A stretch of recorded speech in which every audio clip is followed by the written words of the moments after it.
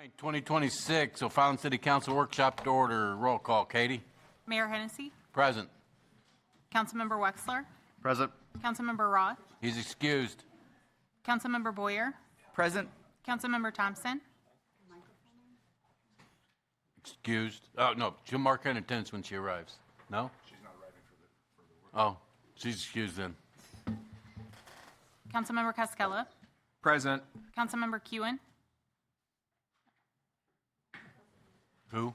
Kewen. He's excused. Councilmember Taylor. Present. Councilmember Cook. Present. Councilmember Ragsdale. Present. All right, folks, you have an agenda in front of you. What's the pleasure? Motion to approve, Cascella. Second, Wexler. Motion by Councilman Cascella, second by Councilman Wexler. Questions or comments? All in favor? Aye. Any opposed? Motion passes. Anything on the agenda that you folks want to talk about? We're watching the Masters over there? You got something?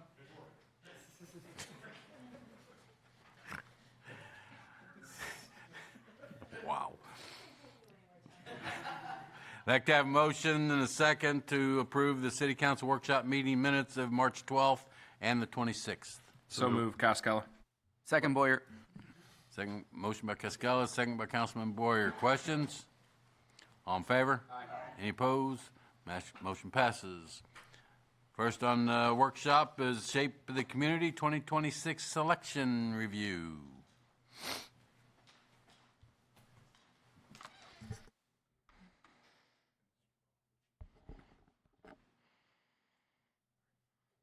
Hi there, my name is Dana Degnan and I am the Cultural Arts Specialist here for the City of O'Fallon. In case we have not met yet, hello.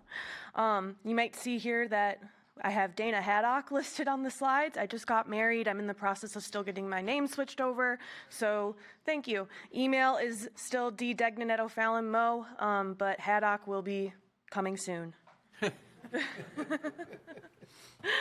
So I'm just going to go over our Shape of Community selections and where we have chosen to put these sculptures. Just as a reminder, we have 10 sculptures with 10 different locations. Now, we did send out the presentation previously. This presentation is going to look a little bit different. We've had to make a few different adjustments and had to take a few various factors into account. The first being the dimensions of the sculptures, as well as the dimensions of the sculpture pads around our parks, making sure that everything can fit and where we have it. We also had multiple artists that were in the top 15 and the top 10 that we selected, and we decided that rather than having 3 sculptures by the same artist, we should spread the love around. So we took the top scoring sculptures from those artists and included them in those top 10 so that we have one artist, one sculpture, if that makes sense. And then we also had to take into account availability. I did reach out to all of the top 15 that we originally had just to see which sculptures were still available, and some of them had already been selected by other cities or in other calls, so we had to make some changes there. So like I said, 10 sculptures, 10 locations. I'm going in alphabetical order of the parks. First, we have Civic Park with Balanced Energy by Jeff Moore. This is a concept image. However, I've been in contact with him and he has been working on this sculpture and it will be ready by the time we go to install at Civic Park. At Dames Park, we will have Incohate by Luke Achterberg. You have seen Luke's work before. He actually has a sculpture on display currently, part of the Shape of Community 2024 at O'Day Park. So you can kind of see his art style reflected in this piece as well. We have selected this piece for Dames Park. At Fort Zumwalt Park, we have selected Learning to Fly by Frederick Napoli. That is a familiar name for the city. We actually own one of Frederick Napoli's pieces from the last Shape of Community, and it was relocated to the Crusher Drive Weldon Spring Roundabout. This is kind of a sister piece, Learning to Fly. The one at the roundabout is Learning Curve. So this is a piece that we felt would look great in Fort Zumwalt Park. Next is O'Day Park with Wind Wave by Bill McGrath.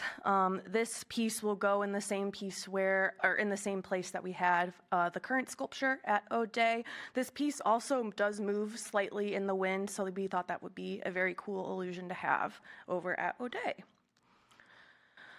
At Ozzie Smith Sports Complex, we have selected Circumzoidal by Bill Henry Walker.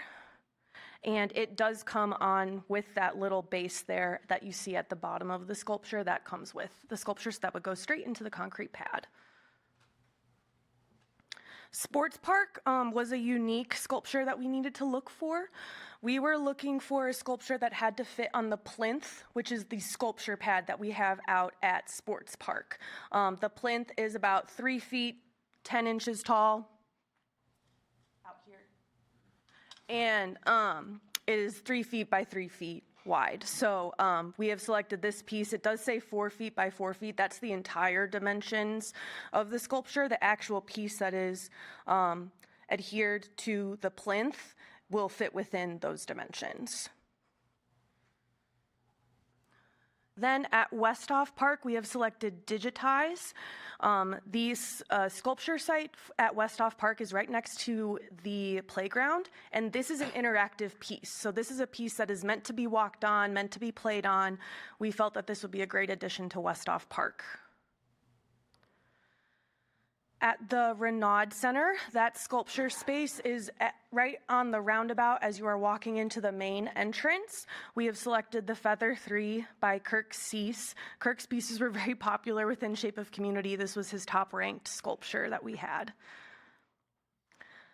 At City Hall, we have selected Sunrise, Sunset by Matthew Duffy. We felt that it would be a great eye-catching piece on the main street of O'Fallon.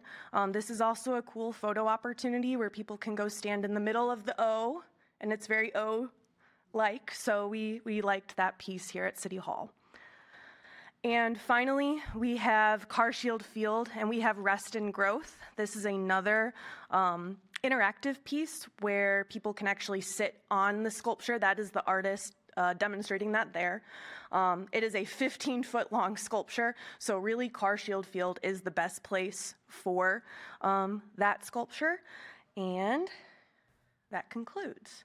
So, were there any questions or comments on our Shape of Community? Ms. Taylor, this is your commission, dear. Yeah. I know, and I was just going to say that I really like the pieces that they chose because being on the commission, I got to see a preview of all the pieces, and yeah, especially the O. I was glad that they got that and put in here at City Hall. I did have a question, or just wanted to make it clear to everyone. Yes.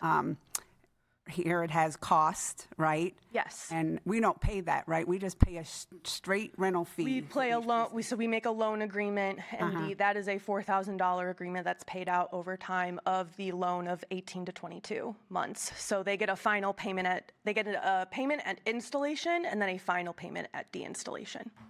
Yes, but if we wanted to purchase, I put those prices in there just as a reference. Yeah.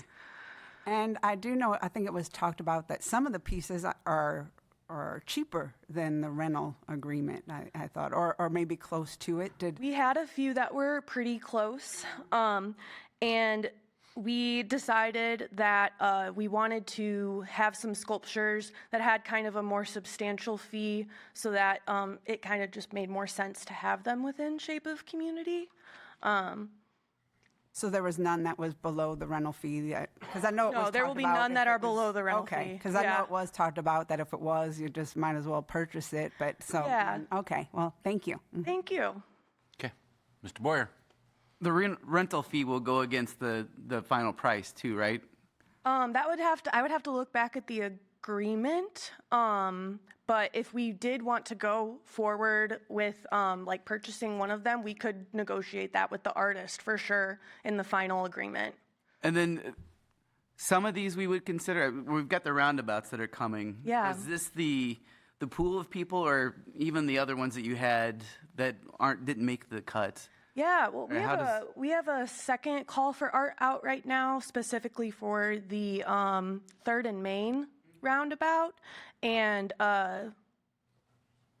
we've been using the sorry, thought I heard something. We've been using the Shape of Community 2026 call for another roundabout project as well, kind of using that for both.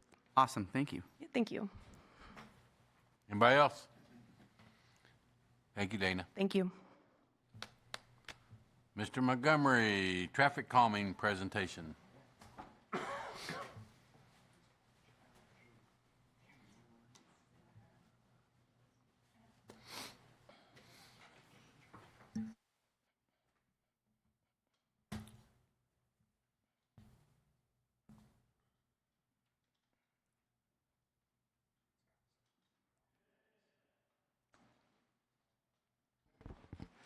Good evening, Mayor and council members. It's always tough following parks. Whenever I go over to parks, it's always fun and a party, and they have bands and freedom fests and beautiful fun art, and we have engineering, so it's tough.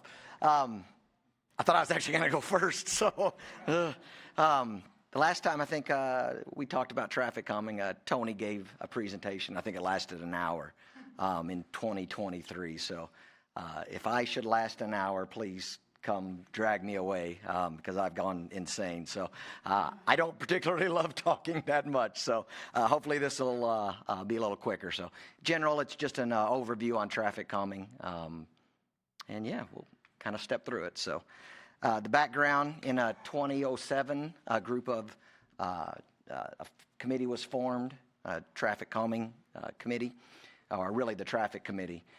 There were a lot of concerns about speeding in residential neighborhoods, so the council formed a committee to look at some things that could be done to correct these issues. They came up with a policy. It went before council in 2008, and it was approved. Our first physical traffic calming measures that were installed as part of this policy were in 11. Policy's been updated a couple of times, presented to the board, tweaks here and there, and changes. The last, again, being in 2023 that I referenced. As a general statement, drivers kind of like to drive the way they're comfortable with. Not necessarily what the speed limit is. It's more what you're comfortable with. So if they feel comfortable driving in a roadway, they tend to drive a little faster. So these are two comparisons of roadways that are kind of along the same stretch, Calumet Ranch and Quarter Horse Trail. Calumet Ranch is a 36-foot wide pavement, straight aligned, and Quarter Horse Trail is a 26-foot wide pavement and has some curves on it. So a little narrow and a little change in direction on that roadway. Average speeds on Calumet is 30 miles an hour, whereas it's about 23 on Quarter Horse. So sometimes just the feel and the narrowing of the lanes can have an effect. Traffic calming is physically altering the roadway to try and get drivers to adjust their driving habits. The main goal is to reduce that average speed. People still want to drive fast, they're going to. It doesn't necessarily change the amount of volume on that roadway. The main goal is to reduce the overall average speed. Contrary to what we hear a lot, most streets, the average speed is below the speed limit. That's not to say there's not the occasional speeder or even the routine speeder out there, but in general, when you look at the average speeds on roadways, they're within the speed limit or below. Traffic calming, again, as we said, it's not going to stop somebody from driving recklessly. We can engineer things all we want, and we can put all the police out there we want, but there's still just people out there with not a lot of sense. So, again, not stop necessarily those excessive speeders. A couple of different traffic calming techniques I'll go over two and try to ignore the third one. Raised islands with a median. That's a nice traffic calming feature. You narrow those lanes, provide the vertical island, and it provides a little, in some cases, a little refuge island there in the middle where to help with crossing those wider streets. Speed dips, that's always the most popular, probably the most effective. You really can't get around those or avoid those. So traffic circles, not a roundabout. We did install this in one location. Certainly mixed reviews on that one. So.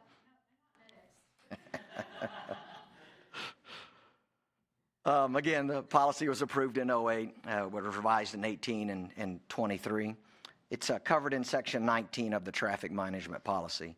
Along in that policy is new development. So With new developments, we require traffic calming as well. Pretty much, we only allow dips in the new development. So we've learned a lesson, we've improved. This way, they're in the beginning. When you buy your house, everybody knows, there's a dip there. If you bought in front of it, the dip's there. So what this mainly presentation is about when we're going back and retrofitting different streets within subdivisions. Usually takes about 6 to 9 months, probably more on the 9 months. A couple of things to consider in that. We don't put them out in the wintertime. So snow event comes in, ice, rain, and all of a sudden our traffic counters get plowed away, and now we're having to pay for them. So there's different events, say recently, even when it's time to start counting, well, kids are on spring break, so we don't want to do that. And then there's Easter, and kids are on Easter break. So we kind of got to work around those, plus staff's time and when the counters are available. In general, it costs about $40,000 per roadway. A dip costs anywhere from $20,000 to $25,000. So I think we have one coming up maybe on Washington Crossings for 3 dips. So that's around $75,000. We could have probably done 42 slabs. So it's a give and take. It all comes out of the same pot of money. So the more we do with one, the less we have with the other one. The first step is an initial meeting. So a resident calls up, has concerns. We invite them in. We sit down. We explain kind of the whole process, what traffic calming is, what it isn't, what it's meant for. We talk about the area of concern. Sometimes when we just get an email, it's not really clear their area, what they're seeing. So we'll come in, we'll have a discussion, and from there, if they're still interested, they'll go out with the form and then get the signatures of 20% in that area that we established. Covered that. Preliminary data collection, so we go out, we place the counters as we talked about, certain times of the year when we don't do it. We count it over 5 days. It gives us a good average of average speeds. It gives us what the average daily traffic is, as well as the excessive speeds. There's a group of criteria that we then use to rank that particular stretch of roadway. It's based on your speed volumes, violations, how many above that 25 miles an hour speed limit, based on the volumes on the roadway, pedestrian area, or there's schools close by, a lot of heavy driveway density, and then do you have sidewalks, do you have street lights? So you need an 80-point minimum. Pretty much every roadway that has speeds is going to hit that. From there, we'll go into the preliminary design. We'll look at the roadway. Dips are basically installed where we have those inlets on both sides. That's the ideal, gets the water out of the roadway. And again, dips is kind of our main choice at this point. After that, we'll have a open house, invite residents in. They come in, they give their opinions. They give the pros, cons, some like, some don't, but we take all that into consideration before moving into the final design. They have about a month after that open house to submit their comments to us. So again, it's real important to give residents the options and the opportunity to talk. Some people really are passionate about traffic calming. There's people out there that do not like it. So you see in St. Louis, quite often they put them in only to go and remove them. And so it's important to make sure you have that support. We don't go out there and just install them in to have maybe the silent majority come back out and say, I hate these, why'd you do this? I didn't get an opportunity. So it's real important to have that strong support on that roadway for the traffic calming. From there, we'll go into our final design, make any modifications based on comments we receive, and then we'll take it to the council for, then we'll put it back out for vote. So this was one of probably the biggest thing in that last hour discussion, the percentage of votes as well as the ballots, and if they're the ones that are returned, or if it's just the number of ballots that go out. So before 23, it was 65% of the total number of ballots that were issued. So everyone that didn't come back was basically counted as a no. So didn't make it impossible. Certainly traffic calming has been approved on different roadways, but you had to have that very strong support, somebody pretty much going out and knocking on doors and campaigning really for the traffic calming. So at that last change, it was changed to just for those ballots returned. So in theory, one person could return it and nobody else that voted in favor, and based on this, we would put the traffic calming measures in. So the big change is it's the number of ballots returned have to have that 65%. From there, the city council approves the design, and then we move into scheduling it. So council budgets funds every year for traffic calming. It seems to be getting more and more popular these last couple years. So we have President's Landing and Patriots Landing that we'll be putting them on pretty soon. So that will probably utilize all the funds for this year on those two streets. I think we got several more that are in the works, and I'll hit on those in a second. So about 6 to 18 months afterwards, we'll let that traffic settle down, get used to it, and then we'll go back out and see how effective the measures were. If the traffic calming process fails at any point, we require a year wait period for them to come back in and reapply. Again, we don't want to have to go out there every month and restart the process over in the event that it fails. For removal, we keep them in for 3 years per the policy, and again, it's that same 65% vote that's needed should a group want to then remove them. With that, you can kind of see our numbers have risen over the years. 6 in 2023, 2024, we have 7, 9 last year, and then right now we have 4 that are currently under evaluation. So, again, as we said, no one can legislate everything and make drivers obey the speed limit and obey the rules. We know they run stop signs, they speed, and we can only do so much. So police can't be out there on every street every day. They have a whole lot of other responsibilities too.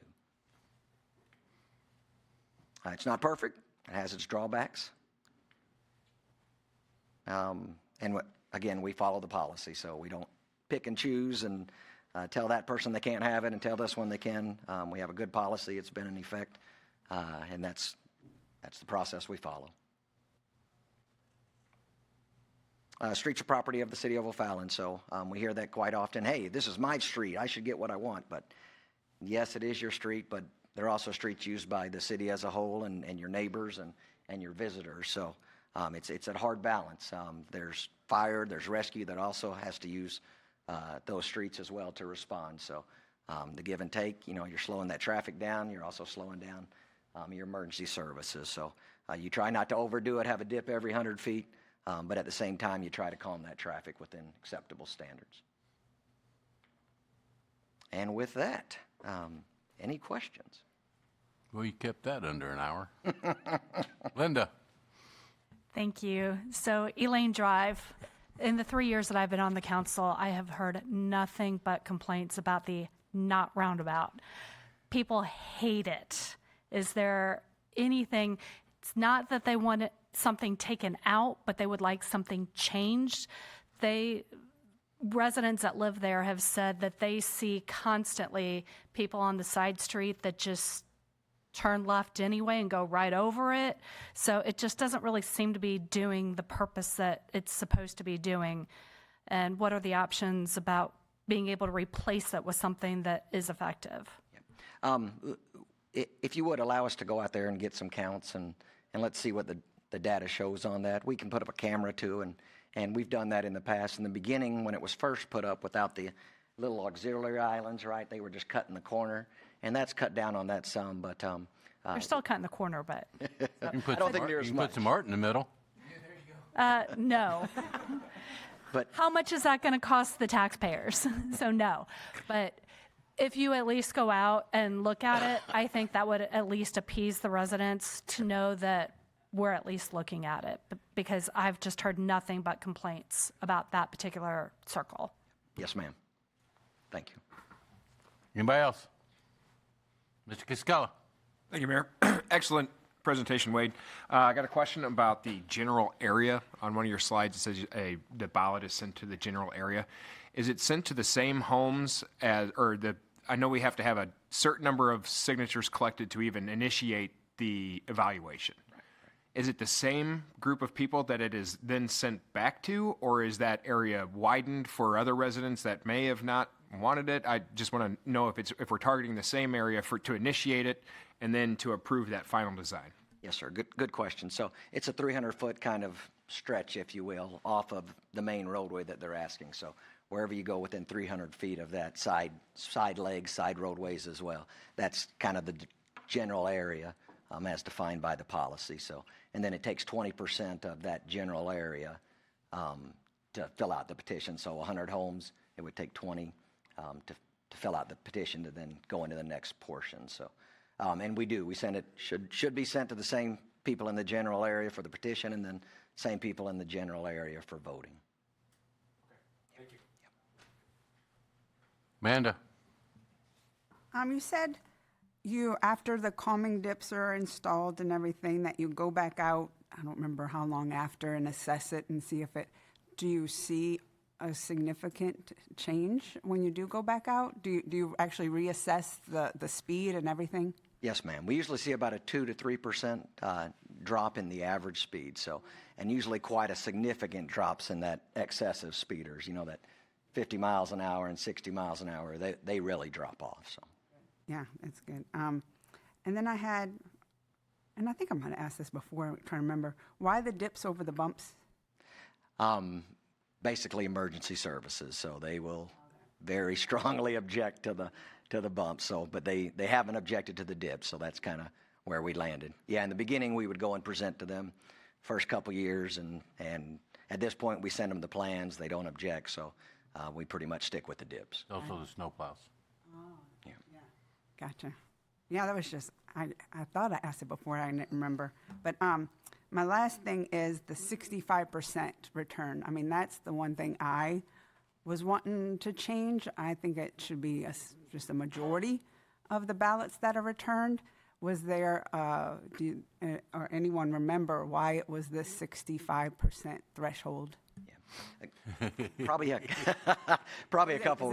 Is this going to be the hour discussion? That was the hour discussion that we were most of us were in on, and it went from, I think it was started at 75%, if I'm not mistaken, and then it was, I think we just agreed, because I think it went from 75 to 50, and I think we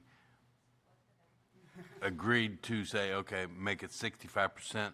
And it was 65% of the ballots received, because before it was 65% of, if it was 300 homes, you know, then it was, you know, if you didn't send it was a no. So we basically, the council made a decision, just correct me if I'm wrong, but maybe it was 65% of the ballots received. I think it needs to be, I like the 65%.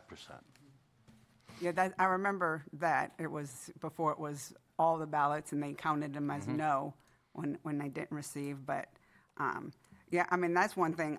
I mean, we can talk about, ask everybody. I would like to see it change to like just a simple majority.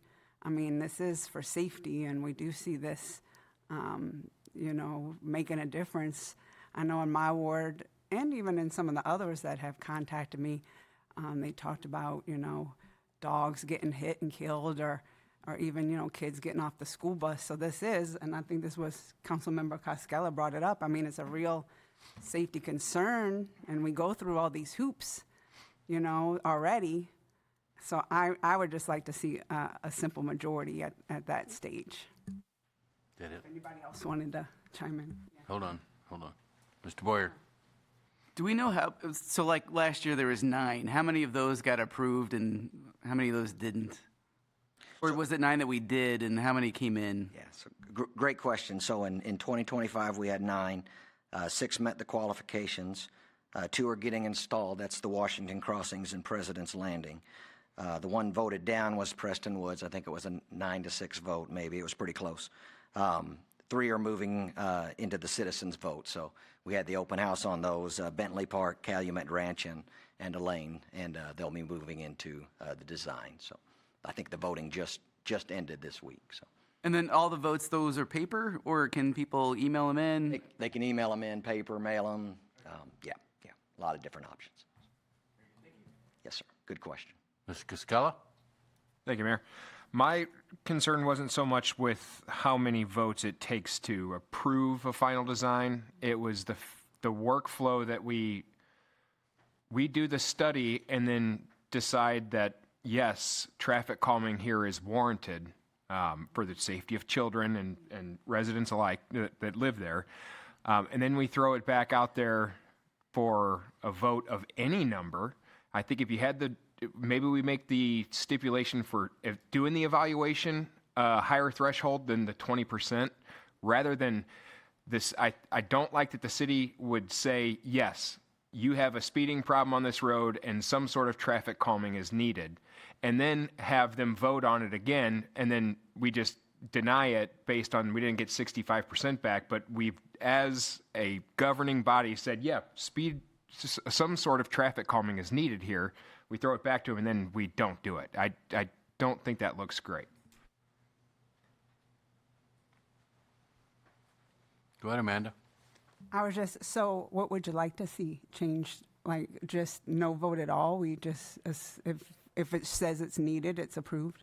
No, I would rather see the need for the evaluation to be increased to where if we have it at that 65% or whatever it is for an evaluation to happen, then we have the evaluation if it's needed. Then yes, that's when you would do it. I don't think that it makes sense to do a traffic study, which costs the city money, go through all of the work, and then get the fire board to approve it and everything else, and know that it's warranted, and then throw it back to a majority vote or any kind of vote at that point after we've already decided that it is warranted, and then for it to be rejected. I would rather see us increase the threshold for the requirement for having this study so that we don't have to go back to that next vote. Like, okay, we had enough people decide that this is needed. The city has called it warranted. It needs to be done after that. Go ahead, Amanda. Yeah. So, you're saying to increase the number of signatures, or even if that's the case, they can do the vote before we go through all the hoops, right? Like they can vote, Yes. the houses, because you're saying we spent all this money, and then they vote it down. We could even have them vote first before we. Yeah, so we require 20% of the 300-foot radius to do the study. If we had it at 65%, what our rule is for approving the study, if we have it at 65, we don't waste all the time and resources doing the study for it to just get to get disqualified or rejected anyway. So put that up front. Let's not do all the work and then, but it still could be rejected. If we're going to spend the time and resources and salaries and everything else doing the studies and going through the engineering and everything of it, let's make sure that it is something that they want, that that they're not going to have we're not going to have to send it back for it to just get rejected because we didn't get the number of votes or whatever we needed for it to be passed. Okay. I think the part that sticks is that the city says, yes, it's warranted. All right. Wade. Washington Crossings and President's Landing's already been approved. Correct. For 2026. And you have the other 3 that's in the works. In the works, yes, sir. Here's my suggestion. You got 5 new councilmen coming in 2 weeks. All right? So everything for 2026 budget is done, correct? I'm probably beyond. Probably beyond. My suggestion is we'd make this another workshop because I do not want to make a decision with 6 council members here right now. Hold on. So my suggestion, since 2026 budget is already filled up for, speed calming, I suggest we do this in a workshop, and if, then you have the 10 councilmen here to decide, okay, do you want a 51%? Or do you want the 65, or do you want, however it works out? However it is. So to me, we can sit here for another hour and discuss what we did 2 years ago, 3 years ago. Yeah. So let's get some work and let, maybe Wade can come up with some ideas of what he's heard tonight, and then wait for this, 5 new councilmen, and because I'll guarantee you they're going to come in here going, what? Huh? So, hold on. Ms. Ragsdale. Thank you, Mr. Mayor. Fully agree with what you've said, and Councilman Costello, totally agree with that. And that actually made me think of something that I have a question for Mr. O'Keefe. If the test comes back, if the research comes back and says, yes, traffic calming is warranted, but the residents do not vote to say, let's do it, and so nothing gets done, and then, heaven forbid, a child gets hurt or killed, does the city take on liability because we did not do anything? Mr. O'Keefe, if I can, we use the word warrant, but this is really just a policy that the council approves. So I use the word warrant, at least from an engineering standpoint, as federal documents, a manual uniform traffic control device that has warrants for, let's say, a multi-way stop. So in the engineering, I guess, aspect, this isn't necessarily a warrant. It's a policy that the city developed, I guess, and approved. So I don't know if that makes at all a difference. I'm just concerned if it's meeting the criteria that says we need, that it's warranted and we don't do it. Well, we said that it's warranted and then a kid gets killed. I'm just worried that the city is going to take on liability. A reasonable concern. Well, I'm really not interested in having a public discussion about how the city can be held liable or what arguments ought to be advanced in order to hold the city liable. The city is responsible for dangerous conditions on its property. And there's lots of case law about how that's applied to roadways and the design of roadways and the features of them, et cetera. And, I can't tell you how creative a plaintiff's lawyer might be with respect to making assertions that if we are aware of a dangerous condition and fail to resolve it, whether or not there's liability. There's plenty of law that people can look at in that respect without extended discussion in this forum. And I think it is important also to distinguish what Wade just said. There are federal and acknowledged industry standards for warrants for traffic control devices. Right? I don't think there are similar warrant standards for a variety of these physical adjustments to roadways for traffic calming. So there is, there are cases claiming that failure to put in a stop sign or removing a stop sign allegedly opens a city to liability. But there they can point to warrants that say if you've got this track record for this intersection, this volume of traffic at this time of day, a stop sign is an appropriate response, and failure to do that may lead to an allegation. So we don't have anything as clear-cut, third-party objective standard for these devices. Is that correct? Yeah, some cities have the policy, right? Some don't, so. Mr. Snowden? Thank you, Mayor. As part of this discussion, I would ask that Wade look at the fact that when we, to Mr. Costello's point, when we vote this in early, and then we see if it's warranted, the city, take Fanning Avenue and Old O'Fallon Street, there's no curb and gutter. And so if the residents say, we want dips, but it just is not possible there. So I want to make sure we're not putting the cart before the horse in that manner. I think that's something we need to work through. The other thing is for this council to discuss at a later date is the fact that the budget for traffic calming is almost certainly going to have to rise because of a diminution of requirements. So if anybody can get them, and I'm being silly here, taking it to a limit here to make a point. If anybody can get them, and we can only do 4 a year, we're soon going to have a 10-year backlog, and that's not going to help anybody either. So I think you need to be aware that as part of this, there will be a budget discussion as far as traffic calming versus what we're spending today. So I just wanted to throw that out there. Okay. Anybody else? Thank you, Wade. Thank you all.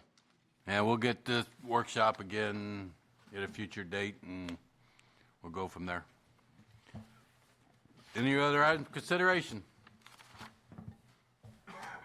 Seeing none, we'll see you at 7:30.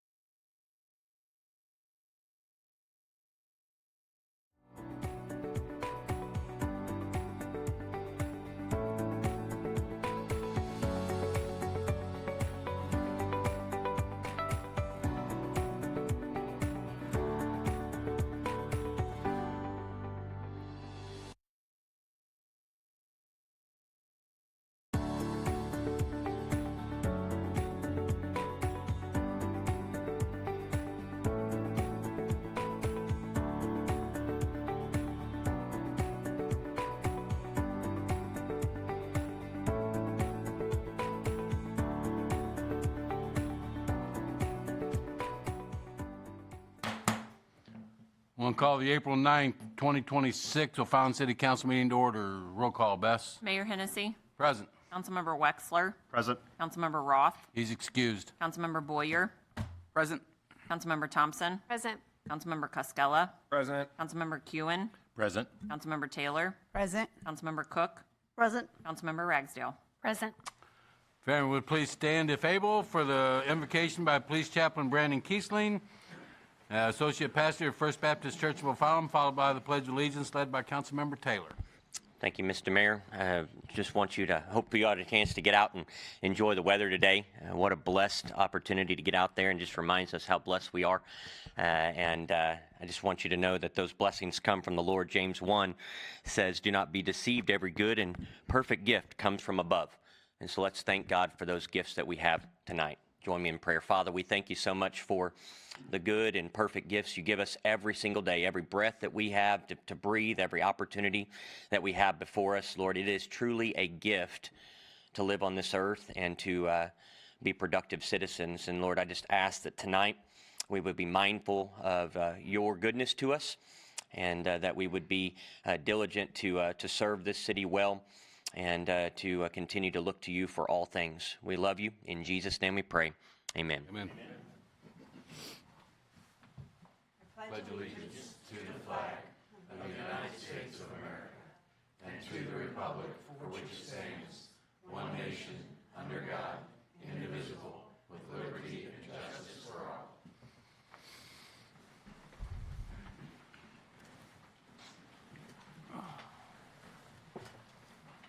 Folks, you have an agenda in front of you. What's the pleasure? Motion to approve Ragsdale. Second, Cook. Motion by Councilman Ragsdale, second by Councilman Cook. Questions or comments? All in favor? Aye. Any opposed? Motion passes. Chief, you want to meet me down front?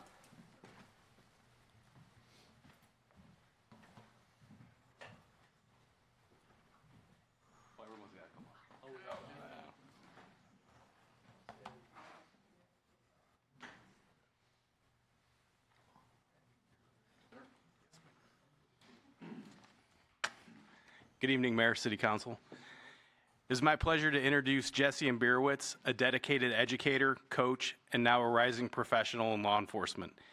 Jesse is a graduate of St. Charles High School and went on to earn both his bachelor's and master's degrees in education from Central Methodist University, where he also served as captain of the wrestling team. He spent 3 years teaching in the St. Charles School District while also dedicating himself to coaching, 8 years in football and 12 years in wrestling, helping shape young people both on and off the field. Jesse joined our department in February of 2024 as a confinement officer, where he quickly distinguished himself and became a defensive tactics instructor. In April of this year, he graduated from the Eastern Missouri Police Academy as class commander, earning top GPA and receiving the Leadership Award in his class, an outstanding accomplishment that speaks to his work ethic and character. Outside of work, Jesse enjoys duck hunting, fishing, cooking, and most importantly, spending time with his wife, Kaylee. Tonight, we're also honored to have his family here with us, his wife, Kaylee, his parents, Paul and Paula, his brother, Cody, sister, Shay, and his grandparents, Pat and Jerry. Tonight, I'd like to welcome Jesse Ambirowitz to Team O'Fallon.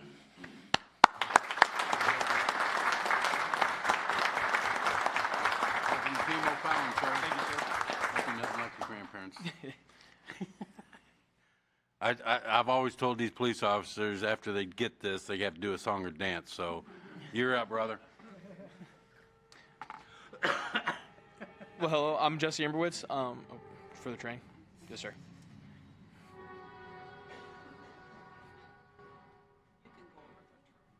Yeah. I'm Jesse Amberwitz. I'm really happy to be afforded this opportunity to work for O'Fallon City. I'm really happy with the opportunities that the police department has provided me in the past, and I'm looking forward to the opportunities in the future and a long career here in O'Fallon. Thank you.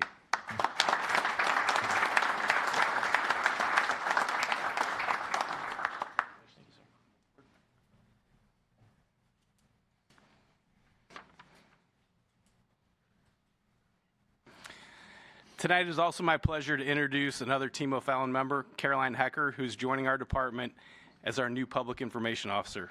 Caroline grew up in Avon Lake, Ohio, and went on to earn her broadcast journalism from the university, her degree in broadcast journalism from the University of Missouri.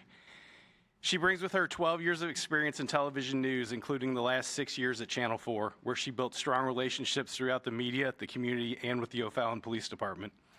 In her new role, Caroline will use that experience and those connections to help us better tell our story, highlighting the outstanding work of our officers and staff while strengthening transparency and communication with the public. Outside of work, Caroline enjoys traveling and spending time with family and friends. She also gives back to the community by volunteering with Stray Paws Rescue, helping dogs find their forever homes, and mentoring future journalists at her alma mater, Mizzou. We are excited to have Caroline join our team and look forward to the positive impact she will have to make our department, the positive impact she will make for our department and for our community. Welcome to Team O'Fallon, Caroline.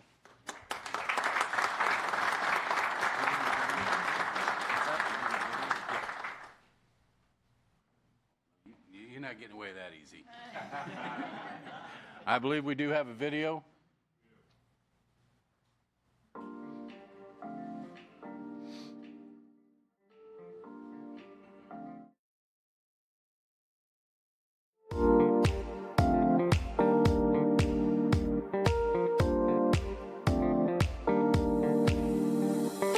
I am a storyteller by heart. Like, that's what I love to do. I love to use video and sound and editing to tell a story. And so I think I can take that skill set and just transfer it to help tell the good stories that are happening here at the police department and kind of highlight that good police work for the public and put those kinds of videos and things on social media. So they're kind of able to get a look at what's going on and what makes O'Fallon such a great place to live, a quality of life for our residents that we love, and a safe place. And because a lot of that is due to the good work that happens here at the police department. When you talk to people, there's a couple of common threads, and one of the things you always hear from people is that they're desperate for that good quality of life, safety and security where they live, and you learn quickly that not everybody has that.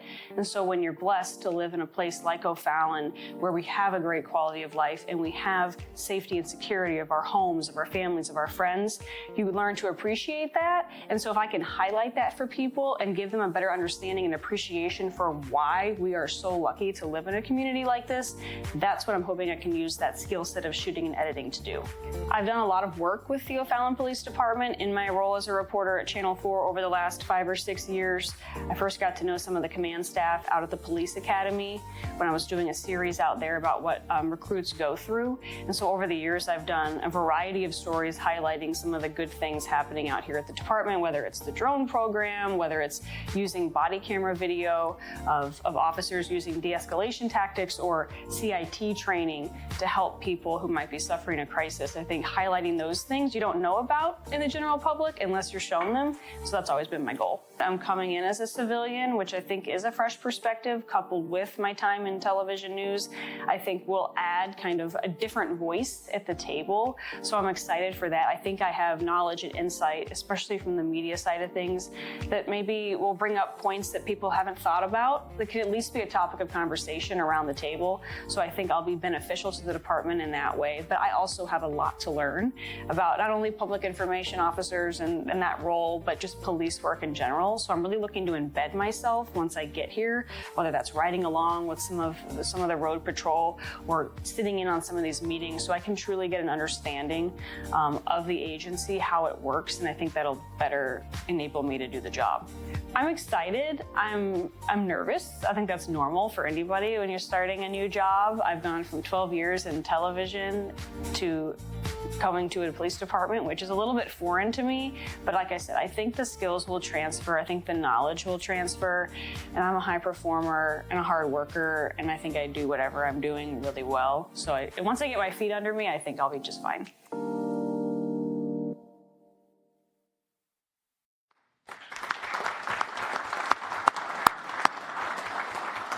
As I said, you're not getting off that early, so you need to come say a few words, young lady. I'm just really excited.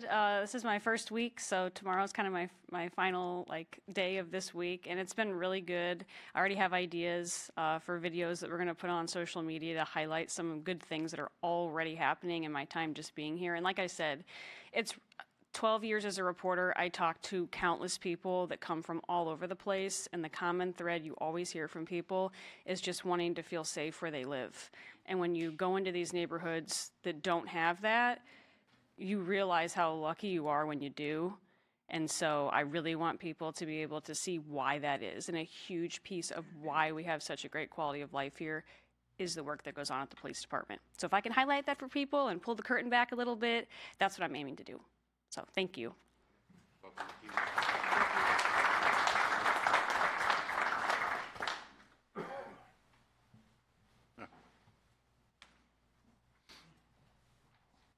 We have a proclamation for Telecommunications Week, and Ms. Thompson will be down here shortly.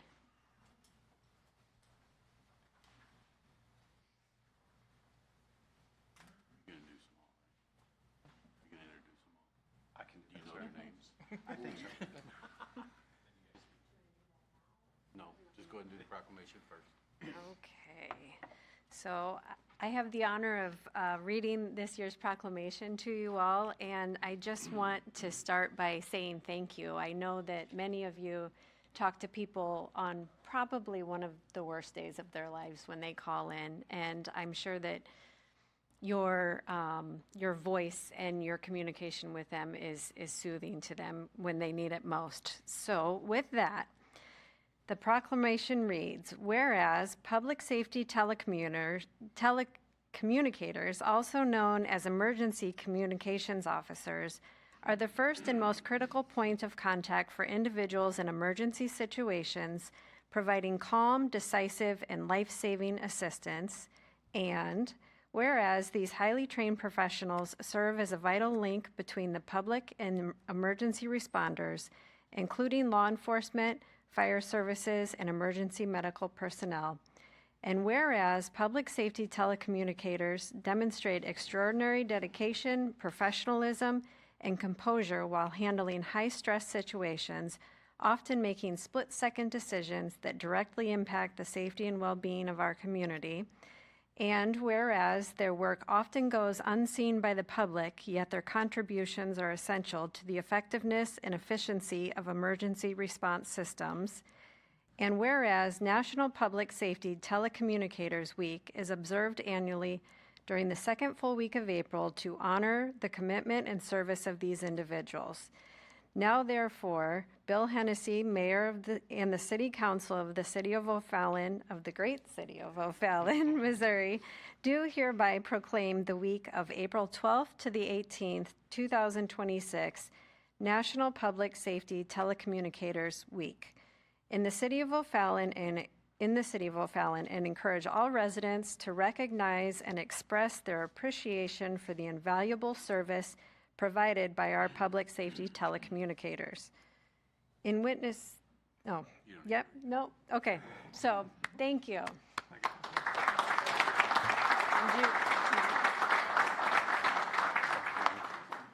Thank you, and thank you, Mayor and City Council.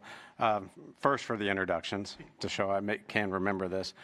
Tonight, we have three of our supervisors, Mike Conte, Sarah Schramm, Cameron Whitworth, and most of you already know Mike Nunnery, our Arctics Operations Manager.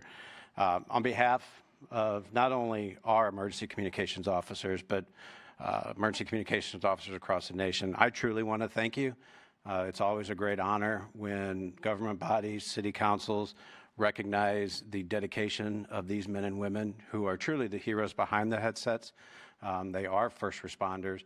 So I truly thank you for honoring them, recognizing them, and recognizing them. So thank you very much.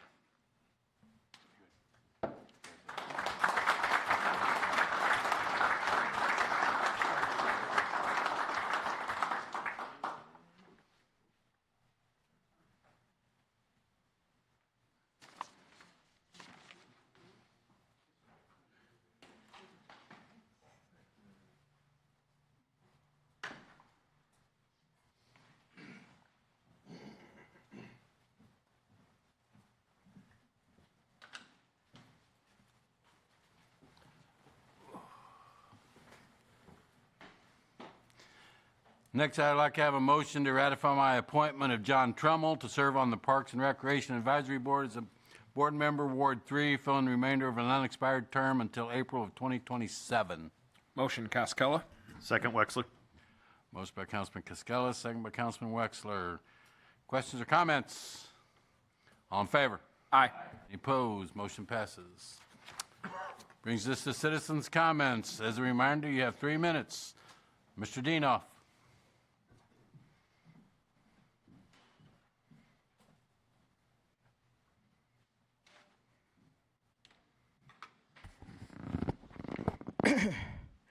Good evening, members of the City Council. My name is Arnie C. A.C. Dienoff, City Public Advocate, running for County Executive in August. Election results: 2 for Hennessy, 3 for O'Fallon, Great Government Party. Mr. Dienoff, that is not on the agenda, sir. You didn't move forward. Gotcha. I cannot believe that we are paying $84,000 plus benefits and a pension for a public information officer, taking an officer out of our neighborhoods and off our streets. We're short police officers out on the street. Why doesn't Tony Machaca, who's the Director of Communications and the Chief Public Information Officer, making over $110,000, why can't he handle this task of the small amount of PIO with the media that we have, because we are such a low crime city and one of the safest cities in America? Corporate welfare must cease and come to a halt tonight. Tonight, $53 million of giveaways, free money, and corporate welfare, plus sales tax exemption on all materials, 2% sales tax guarantee, annual check from the city of O'Fallon at a minimum of $225,000, diversion of hotel guest taxes, kickbacks, and more for Andy Patel. All for the asset values of billionaire Andy Patel and his wife. It's very sickening and hard to stomach. When Mayor Hennessy does not play well with others and does not get what he wants for his billionaire friends, the latest Andy Patel, a resident of Cape Girardeau County, 2.5 hours from St. Charles County, then Hennessy throws out of his mouth bad, harsh, and hateful language at his opponents, in particular me. This issuance of 3 industrial revenue bonds at very low, below market interest rates with 100% tax abatement for 20 years is ludicrous, self-serving, and little to no return on investment, but to build a sports complex and building infrastructure for Mr. Patel, billionaire Patel, and he gets to own all the assets. This will yield less than 50 minimum wage jobs, will create both traffic and law enforcement, public safety issues on our undermanned police department, because you took away a police officer off our streets to be a fancy PIO. At least make whole and exempt our county library district from losing once again this year alone from a large tax revenue loss. Why are we giving Andy Patel, a wealthy Cape Girardeau County resident worth over $1 billion, $53 million in bonds and very low interest rates? Andy Patel generates $220 million in annual revenues from Applebee's, IHOPs, Pizza Huts, Burger Kings, hundreds of millions of dollars from at least 37 hotels that he owns, You have a 5 professional seconds. baseball team, a Ford dealership.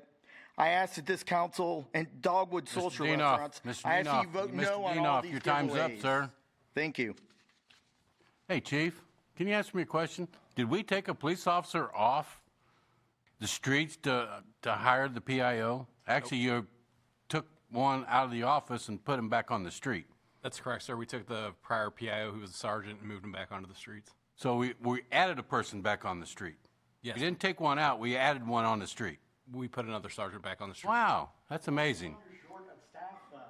All right, so brings us to ward reports. Ward 1. Thank you, Mayor. Just want to thank everybody for coming out and voting last week. It's a great freedom we have in this country, and I just like seeing people exercise that. So that's what I got. Thanks. Thanks, sir. Ward 2. I have nothing this evening. Thank you. Mr. Boyer. This weekend, we've got the electronics recycling, and then next weekend is the bulk waste recycling, or disposal. And then also seconding the going out and voting. That's we need more of that and more people engaged in all of this. So thank you all. Thank you. Mr. Cascella, Ward 3. Thank you, Mayor. I'd like to start by wishing Councilmember Cook a happy birthday. And today is also my mom's birthday, so happy birthday, Mom. That's all I have. Well, you got the one guy next to you. It says birthday to come. Oh, next Sunday. Yeah. Wexler turns 21. Ward 4. Yeah, thank you. I wanted to begin, too, by thanking all the residents who took the time to come out and vote in the election this week. You know, civil participation does matter, and your engagement is what drives the direction of this city. I wanted to also thank every person who stepped forward and put their name on the ballot. You know, public service is a noble calling, and it takes courage and commitment to run for office. We need people who believe that they can make a difference in our communities and who are willing to step up and serve. So I wanted to thank each and every one of you. You know, across St. Charles County, voter turnout reached nearly 19%. And while we all would like to see that number much, much higher, it's a meaningful increase from last year's 13% turnout. This rise likely reflects the number of tax-related measures that were on the ballot, as many residents are feeling the weight of both, you know, direct tax increases and less visible mechanisms like, you know, community improvement districts or CIDs. In my ward, Ward 4, we saw a significant shift, 46% increase in turnout compared to the year before. That's substantial. You know, it tells us that residents are paying attention and making their voices heard. This election also brings significant change to this council. All 5 seats will be filled with new council members, and 8 out of 10 members of this new council will have served just 1 year or less. That level of turnover, you know, I think sends a message that, you know, residents of O'Fallon are ready for change. And we hear you. We hear you when you say you're tired of the overdevelopment. We hear you when you ask us to focus on the basics, especially investing more in fixing our roads. We hear you when you express concerns about annexations that place additional strain on city finances. We hear you when you talk about the infrastructure challenges, particularly the traffic. We hear you when you call for thoughtful, strategic planning, not just growth for the sake of growth. And we hear you when you say you want a council that truly listens to the residents before making decisions that impact your daily lives. So it's my sincere hope that this new council not only hears you, but acts on what you said. Because, you know, this is why we're here, to be your voice, your representative, and to be your advocate here at City Hall. And our responsibility is to serve you, the people of O'Fallon, and we must never lose sight of that. So thank you. Mr. Kewen. Thank you, Mr. Mayor. I rarely read, but I wanted to make sure I got the points correctly. So, funny how life works sometimes, or more correctly, how God works sometimes.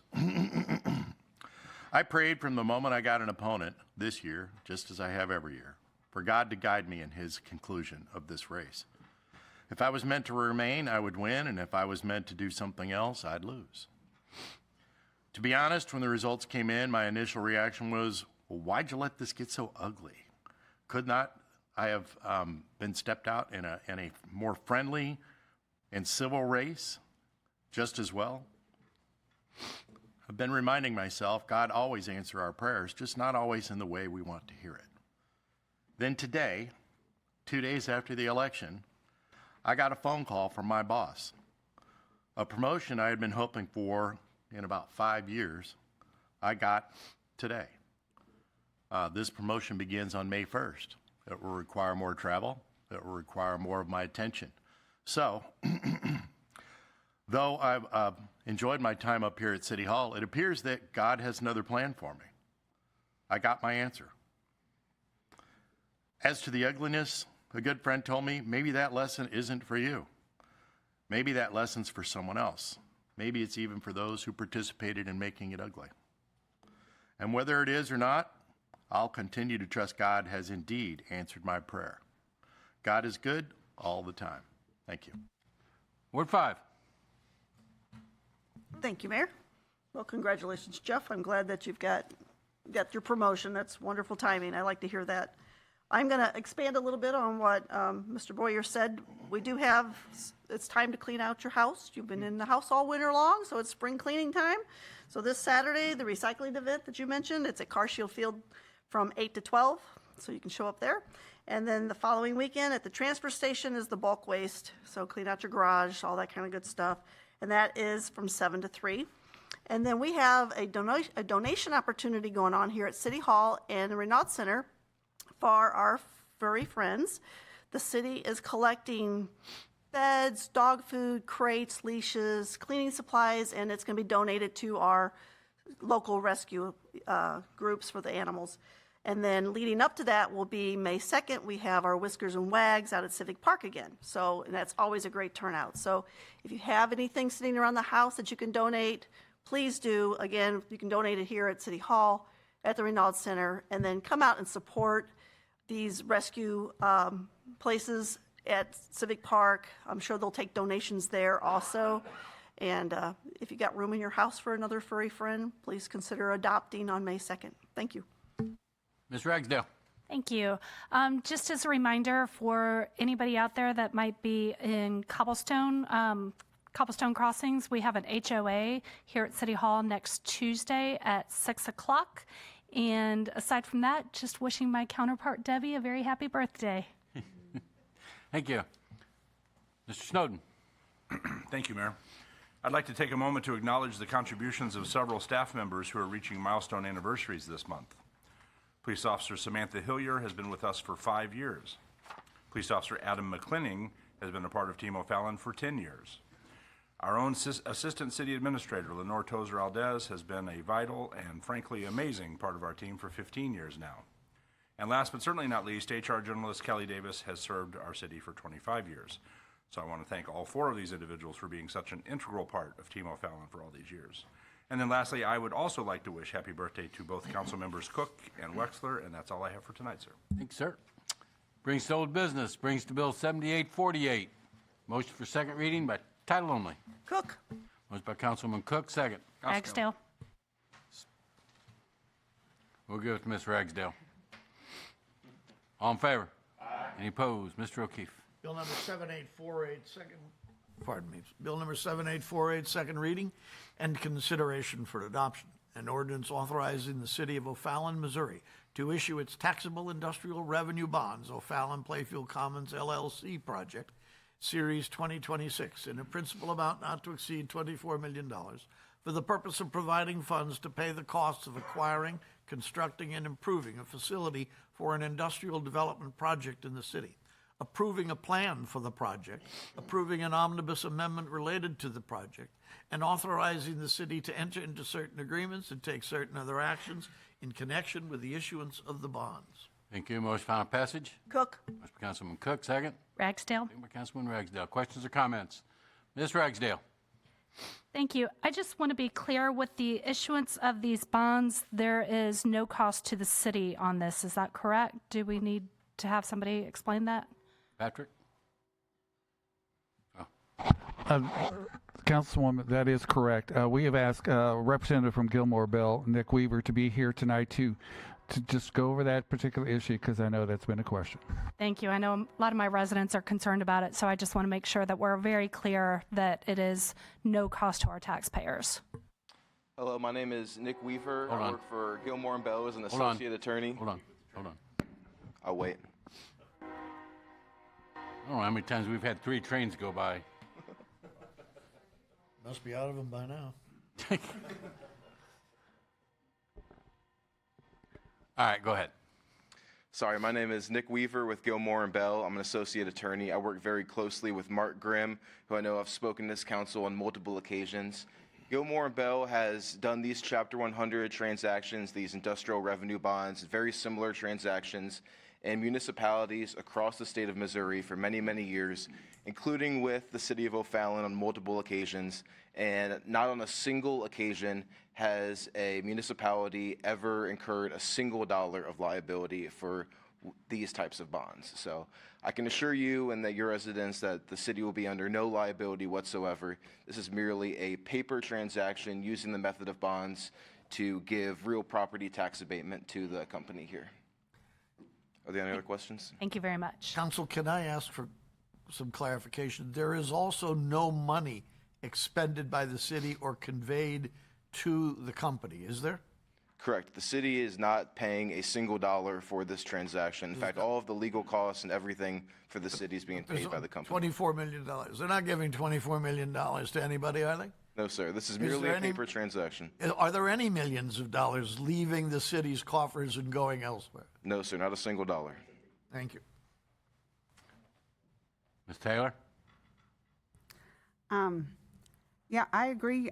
The bond part, you know, it's the city. Everything I read through all those attachments that was on this agenda, backwards and forwards, and I saw there's not, the city's not responsible for repaying the bonds. There's not, the bonds aren't a debt to the city. No tax dollars are pledged. The developer is, fully responsible for everything I read. But my question is, and this might be more towards you, that this is more than just a vote for the bonds, right? I mean, even on there it says approving certain agreements, and those agreements is where we solidify like tax abatements and such. Is that correct? Because I was confused. We did receive a letter today from the library. I mean, they said they supported this, but asked for, the 50% be included, kind of like the schools. So I just wanted to clear that this is also agreeing to all of those plans and license or the other attachments. I think it was a trust agreement or something like that. Right. You are correct that the taxing entities that enjoy protections under the statute will continue to receive tax revenues without respect to this, to the extent that they're protected by the statute. And it is also correct that this transaction involves commitment on the part of the developer to build public improvements and to use the funds in part for that purpose, and that the obligation to build those public improvements is incentivized by the opportunity to have some tax reduction so that the improvements they make don't result in increased taxes to them. Yeah, so that's what I thought. I didn't have a problem at all, with the bond part, but I mean, you all know how I feel about tax abatements, especially these ones that were, 20 years, such a long period of time. So, yeah, I mean, I'm definitely leaning on no just because of that. So. Mr. Cascella. Thank you, Mayor. My question is more about the liability. If any of the next 3 bills are all virtually the same thing, if any of those 3 ventures were to fail or fold or go away, is the city liable for anything? Under no circumstance will the city have any liability for any of these projects. Thank you. Mr. Keown? Thank you, Mr. Mayor. Can you briefly explain a pilot? Because I believe this project is under a pilot, correct? Yes, sir. Okay. So PILOTS is an acronym that stands for Payments in Lieu of Taxes. So the way a Chapter 100 transaction works in the state of Missouri is that the city will take title to the real property that these projects will be built on. And because the city takes title to that property is exempt from real property taxes in the state of Missouri. And so the company will pay payments in lieu of taxes. Since they will not be paying real property taxes on these projects, they'll make payments in lieu of those taxes. So in this case, for one project, they'll be only paying payments in lieu of taxes to the emergency service districts and for the commercial surtax. And for the other two projects, the hotel projects, they'll be paying 50% of the real property taxes they would have been paying if the city did not own the project. So that's what pilots are. And should something go sideways in this project, who owns the property? The city will own the property during the Chapter 100 period. Exactly, which is 20 years, correct? Correct. Okay. And just to be clear, too, what we're voting on, we're doing a tax abatement on the sports center itself, not on the 6 outlots that surround it. Am I correct? Correct. So the real property of which the sports facility currently sits has not been subdivided yet. When it does get subdivided, those outlots will not receive tax abatement. They'll be taken out of the project. That's what the omnibus amendment is to the first ordinance that y'all have to consider. Right. So in other words, all 6 of those outlots, whether they end up being restaurants, retailers, or whatever commercial they end up being, will in fact be paying full property taxes on those 6 outlots, correct? There will be no abatement whatsoever on those outlots. Exactly. So the property taxes from those 6 outlots, will they far exceed the property taxes we're collecting on the piece of property right now as it's zoned as agricultural? I believe so. Okay. With respect to the hotels as well, we are a 50% abatement on the 2 hotels, correct? Correct. And in addition to the 50% property taxes that we'll be receiving sales taxes as well as transient tax, correct? Correct. So, and correct me if I'm wrong, and this may not be towards you, this may be towards Patrick, but I believe that our estimated income annually from this fully developed property is about $1.5 million. Is that correct? I don't know off the top of my head. Maybe Patrick, maybe Nick can answer that. You are correct, sir. That's what I thought. So in essence, we're gaining much more property tax. We're gaining no students. So Wentzville School District, where this property resides, will receive about $500,000 a year until the tax abatement is over, and then receive even more with 0 students added to their rolls. I believe so. And everybody, let's see, the fire department is exempt, so they're collecting their property tax, even on the sports center, correct? The ambulance district, the fire district, and the dispatch and alarm will receive 100% of the property taxes they would have been receiving if this project was not built. Excellent. So just to be clear, we're going from an empty field that's paying about $1,300 a year, I think, in agricultural property taxes, to collecting millions each year, each and every year, for the city, for the school district, for the fire department, for the EMS, and for everybody else, yes? That sounds correct. Okay. And they still have to do the improvements to the infrastructure, including the intersection of Bryan Road and BMP, and the intersection where the police department goes, correct? I believe so. And God forbid they do those improvements and then they go belly up. What happens to those road improvements? I don't know, sir. They've remained, correct? Yes, sir. They will remain. Councilman, allow me to answer that real quick for you, sir. What this particular mechanism does is invest in public improvements which remain in place long before. So the streets that are improved, the lighted intersection at the Justice Center, all the utilities that are put in, the building structures themselves will remain impermanent, and they will continue to pay property taxes long after this particular mechanism expires. Excellent. That's what I thought. In other words, we don't have to pay them back for any of these improvements, correct? Correct. By investing in this, those improvements are made, and they remain of value to the city long after this project is completed. That reminds me of a saying. My future brother-in-law is a flat worker, and he said there's 2 things you can count on with concrete. Number 1, it's going to crack, and number 2, no one's going to steal it. So, in essence, to me, this sounds like win, win, win. And that's all I have to say. Thank you. Thank you. Anybody else? Ms. Taylor? You know, I wasn't going to get into this, but since you wanted to bring it up, you know, they make this argument about this land is vacant and we're not getting much taxes on it right now, which, I mean, that is true. But I never think that's the question that we should be asking. I've always say, you know, it's really more about the potential. What would this piece of property generate if, you know, without these incentives? Because this is a prime commercial location. You know, it could very well bring in a business that doesn't require these sort of incentives, and we can be making a lot more.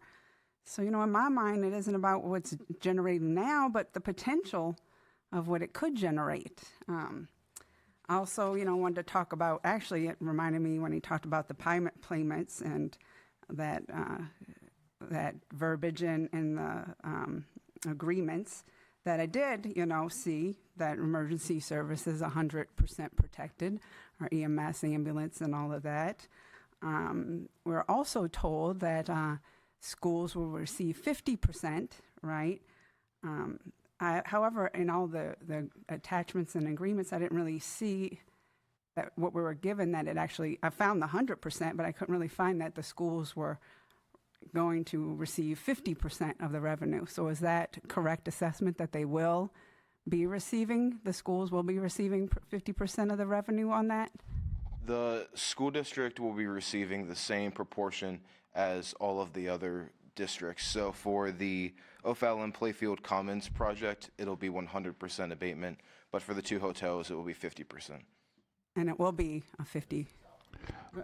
The Councilwoman, there's three pieces here, and in particular, Winsfield School District, which we're talking about for the sports complex itself. The building itself will have 100% tax abatement, yes. But the hotel site, which is approximately, you know, similar in value, will be paying 50% property tax in payment, you know, as Nick described, payment in lieu of taxes to the school district at 50% value. They will also receive 100% on all the outlots. They'll receive 100% on the retail center that is being built with this project, and they'll receive 100% on any other future development, as you've talked, future development within that area. So presently, they are, I think, receiving $17,000 a year. We're talking about hundreds of thousands of dollars in new taxes that are being generated by a project going onto a site that is set empty for 25 plus years. And I agree with you. It's about that potential. This is a transformational project in total that's being put onto the site. A clearing of a site for the hotels that has never had any interest in it at all, and as I said, will generate significant property taxes, both for the taxing districts and sales tax for the city, that will allow us to continue to grow. So I'm going to correct you with one thing. That land hasn't been sat there empty for 25 years. That land's been empty since its inception. There's nothing ever that was ever built there. I'm not that old, Mayor, so I really didn't know. So that land, there's nothing ever been built on this piece of land. So, anybody else? I wasn't done. Oh, go ahead. You know I like to talk. I know. Yeah, I mean, the school thing does definitely concern me. I know this isn't bringing in new students, but I mean, especially this being in Winsville, it's definitely, they're already a struggling district. I mean, we have Liberty High School that's had 104% capacity. And we, as a council, just approved almost 300 home development, as well as the county just approved that 500 home development. So yeah, that is one of my major concerns with these tax abatements. And you know, at the end of the day, for me, it's like, what's the long-term benefit? You know, does it outweigh the revenue that's we're potentially giving up? And Councilwoman, may I just add to that? And I appreciate your concern, definitely. we have heard from the library district, as you have too. We have heard from the county dispatch, which has indicated they would like to receive 100%, which we had calculated into it. We've had conversations with the school district superintendent. We have shared the information with him. We have received no statement, ask, request any additional information from the school district. I know that the developers' representatives are in communication with the school superintendent, talking about future ability to utilize the facility for school activities. So while I do understand what you're saying in terms of that there is the net new potential is not quite as high for the school district, I think they do believe that it is a net new benefit, and again, we have not received any notification or letter from them to the contrary. So you did mention the library. They are receiving zero right now, right? Again, on the sports facility itself, there is zero. On the hotel site, the outlots, hotel site 50%, outlots 100%. And as they indicated in their letter, they support and appreciate those investments. They would like to see if they could get some of the tax benefits from the sports center itself as part of their request, yes. Okay, so their request, because they did request a 50%, they were requesting it just in that letter. The letter addressed particularly support of the project, but requested if they could receive a pilot payment on the sports facility that is at right now at 100%. Done? Ms. Ragsdale? Thank you. Hearing a lot of talk about potential, I just want to remind everybody that Mr. Patel already owns this land. So if we're talking about potential, we're basically talking about the potential if he were to sell the land, what somebody else can do with it. We're not able to tell him, you have to sell the land because we want something else in here. So I think that's really important to remember. And also, I think the schools, which, you know, while I don't have children myself, I've been very cognizant about what it would do to schools' budgets and whatever. I feel like this project, if we continue approving all these three bills tonight, we are giving, well, we are not giving, but we are allowing the school district to generate income that they would not have normally gotten at all. And so the school district is really going to be a big winner in this. And I think that's really important to remember. Ms. Cook? Thank you, Mayor. Amanda, I understand what you're saying about this property. You know, people want to come to O'Fallon and they want to have business and stuff. But, you know, this is Ward 5.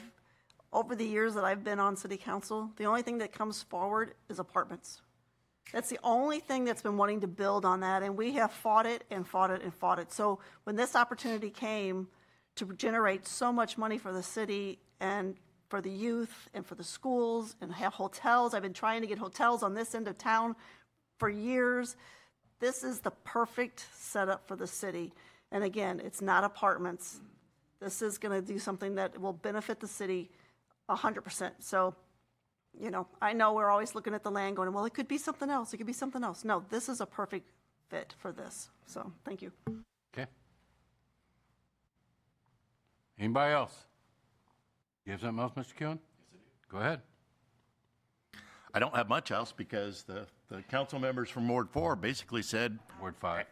I'm sorry. I'm so used to saying 4. Yeah, the nice ladies from Ward 5 basically said what I was going to say. I mean, it could be apartments, it could be car washes, it could be banks, it could be a church, it could be, who knows? It's had that potential to be something for as long as I've lived here for 32 years. And it's been an empty lot the whole time. Right now, it's zoned agricultural. So no matter what they want to build, they're going to have to come in and ask to rezone it. And that means it could be apartments. That means it could be a gas station. That means it could be more car washes. This, I think Councilmember Cook said it right. 100%. This is great for the city. This is something that's going to attract outside money. It's going to attract people to the city who don't live here so that they can go to tournaments with their kids and spend money in our wonderful city and stay in hotels in our wonderful city and help defray costs for things like roads. Yeah, we have a lot of road work that needs to be done here, and every bit of it costs money. And the only way to get money, there's two ways to get money. We can get it from the people who pay property taxes, or we can get it from people who pay sales taxes. The largest portion of that is going from this, obviously, is sales taxes. This is going to be a big boon to the city, so I'm looking forward to it. Thank you. Ms. Taylor? Last thing, probably. I don't have a problem with I love, the project. I think it's cool. I mean, it's going to have this bourbon garden and all that. I think it's potential to bring people in for regional. I mean, that's, regional visitors and has a lot of potential. That's not the problem I have. Y'all know, though, how I feel about tax abatements. And I come from North County. And, we can look across the river right now and see the future pretty much for O'Fallon. I mean, right now, North County or St. Louis County has a huge budget deficit. I mean, they're having to cut services, get rid of employees. And one thing that they attribute it to is these tax abatements that they have given to companies. I mean, and the length of this being 20 years, I mean, that's a big concern because none of us are going to be on the council in 20 years. This is going to affect future councils, future budgets, and that's my main problem. I love that this development, but I have a problem with the tax abatements, and that's the bottom line. So. Okay, anybody else? Seeing none. Cast your vote.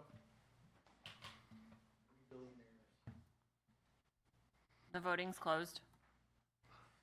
7 yes, 1 no. 7848 passed, becomes ordinance number 7304. 7304. Thank you, Bess. Brings to bill 7849. Motion for second reading. Cook. Motion by Councilman Cook. Was that Ragsdale? Ragsdale. Seconded? Second by Councilman Ragsdale. All in favor? Aye. Any opposed? Mr. O'Keefe. Bill number 7849, second reading and consideration for adoption. An ordinance authorizing the city of O'Fallon, Missouri, to issue its taxable industrial revenue bonds, Veterans Memorial Parkway Number 1 LLC project, Series 2026, in a principal amount not to exceed $20 million for the purpose of providing funds to pay the costs of acquiring and constructing and improving a facility for an industrial development project in the city, approving a plan for the project, and authorizing the city to enter into certain arrangements and take certain other actions in connection with the issuance of the bonds. Motion for final passage. Cook. Mr. Councilman Cook, second. Ragsdale. Second by Councilman Ragsdale. Questions or comments? I think we're beating this one to death, but I have to ask.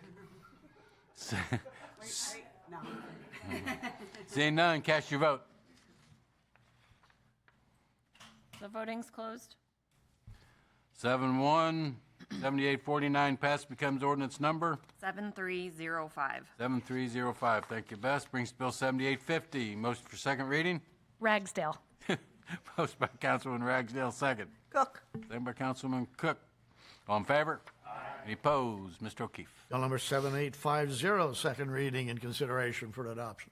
An ordinance authorizing the city of O'Fallon, Missouri to issue its taxable industrial revenue bonds, 1150 Technology LLC project, Series 2026, in a principal amount not to exceed $9 million for the purpose of providing funds to pay the costs of acquiring, constructing, and improving a facility for an industrial development project in the city, approving a plan for the project, and authorizing the city to enter into certain agreements and take certain other actions in connection with the issuance of the bonds. Motion final passage. Ragsdale. Motion by Councilman Ragsdale, second. Cook. Second by Councilman Cook. Questions or comments? Cast your vote. The voting's closed. 7-1, 7850 passed, becomes ordinance number 7306. 7306. Thank you, Bess.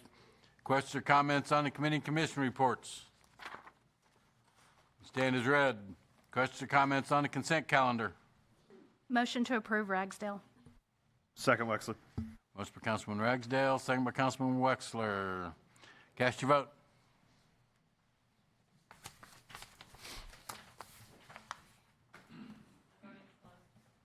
Eight yes, 0 no. Consent calendar's been approved.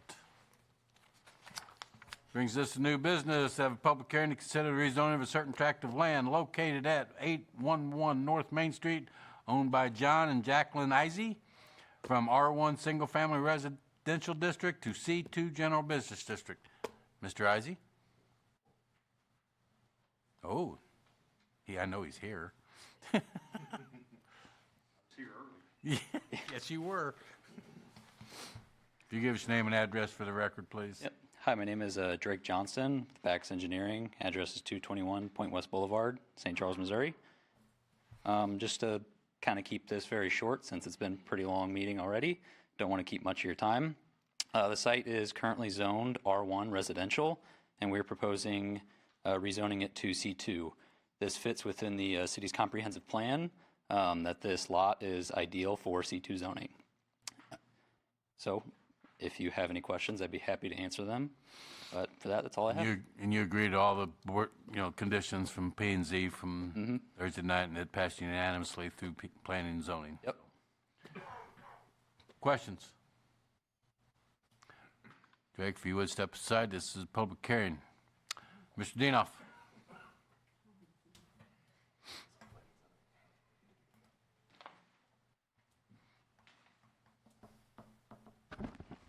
Thank you very much, Mr. Mayor, members of the City Council. My name is Arnie C. A.C. Dienoff, City Public Advocate. A lot of the questions were answered at the last meeting.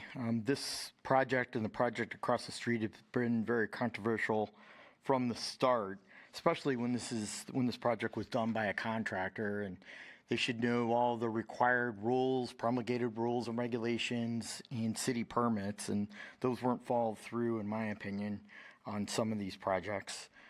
The first question is, are there any people or persons currently living in this building?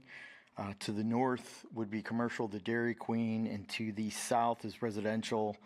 There's a wood line, and then residential to the west, residential to the east on the other side of Main Street. What's very resonant with me and holds dear to my heart is Americans with Disabilities Act. Both the United States Code and our state of Missouri state statute pertaining to ADA. Number one, this has a slope, as you could see from the parking lot, and this is the depicted picture that is in your board packet, or it was in the packet of the Planning and Zoning Commission last week. And could you please let me speak? Thank you. Mr. Mayor, can I have some decorum? Continue, Mr. Dienoff. I'd like some decorum, please. Americans with disability, the slope needs to be dealt with. The parking situation is not marked for ADA with the appropriate ADA spots. The doorway is at ADA compliant. Full bathroom accessibility for Americans with disability, since there is a conditional use permit for a medical facility. And finally, there's several doors that I see depicted in this picture, which is our entrances. Number one, there's your slope of the parking lot. If somebody steps on the gas, they're going to end up going right through those doors because there's no safety bollards or there's no safety door curbing to prohibit a vehicle from going right through those doors and into this office medical space with patients probably waiting in those waiting rooms. And that really resonates with me and needs to be dealt with not only by staff, but part of the conditions that are before you from the Planning and Zoning Commission. Those are my comments. I'll leave the zoning up to you to decide, but I think the conditional use permit, you need to ensure that the public, and especially patients who are going to be visiting this medical center, are going to be fully safe. Thank you. Thank you.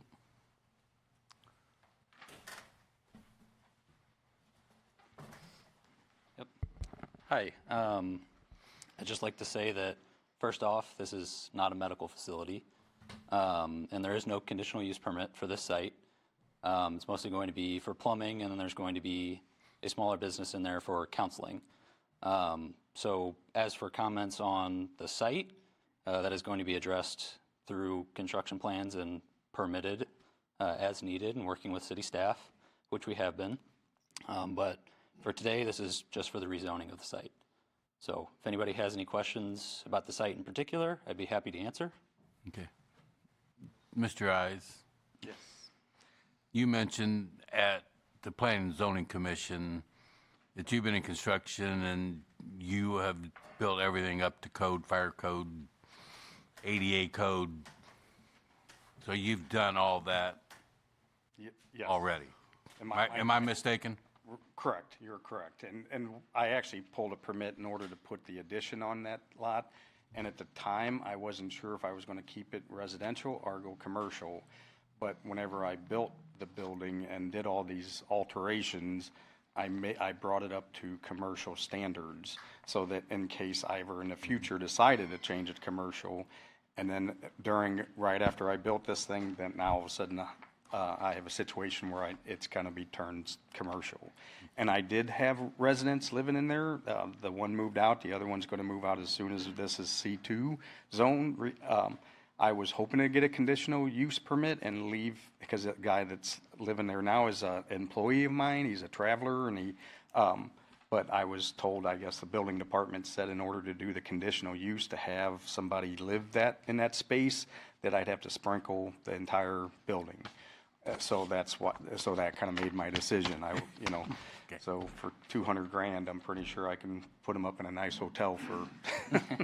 So that's kind of how this all happened. The whole thing with permits, I don't know. You can go through the whole list. The city's been there to do the ground rough inspections, the footings inspections, everything all the way through the whole process. So I don't know. And then some of the things are going to be dealt with, like the parking spaces. We've already dealt with this, everybody at P&Z to realize like how many spaces we need, where basically was all dealt with before, and I'm going to bring all that up to commercial standards. Okay. So, Bess, did I close the public hearing? You did not. Okay. Public hearing's closed. Questions for the applicant? Seeing none, thank you. Thank you. Thank you very much. Brings us to Bill 7851. Motion for first reading. Ragsdale. Motion by Councilman Ragsdale, second. Cook. Second by Councilman Cook. Councilman Ragsdale, please present the bill. Thank you, Mr. Mayor. Bill number 7851, an ordinance providing for the rezoning of a certain tract of land located at 811 North Main Street, owned by John and Jacqueline Eyes, from R1 Single Family Residential District to C2 General Business District. Thank you.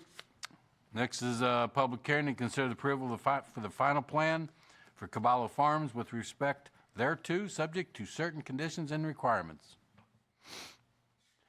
Give us your name and address for the record, please.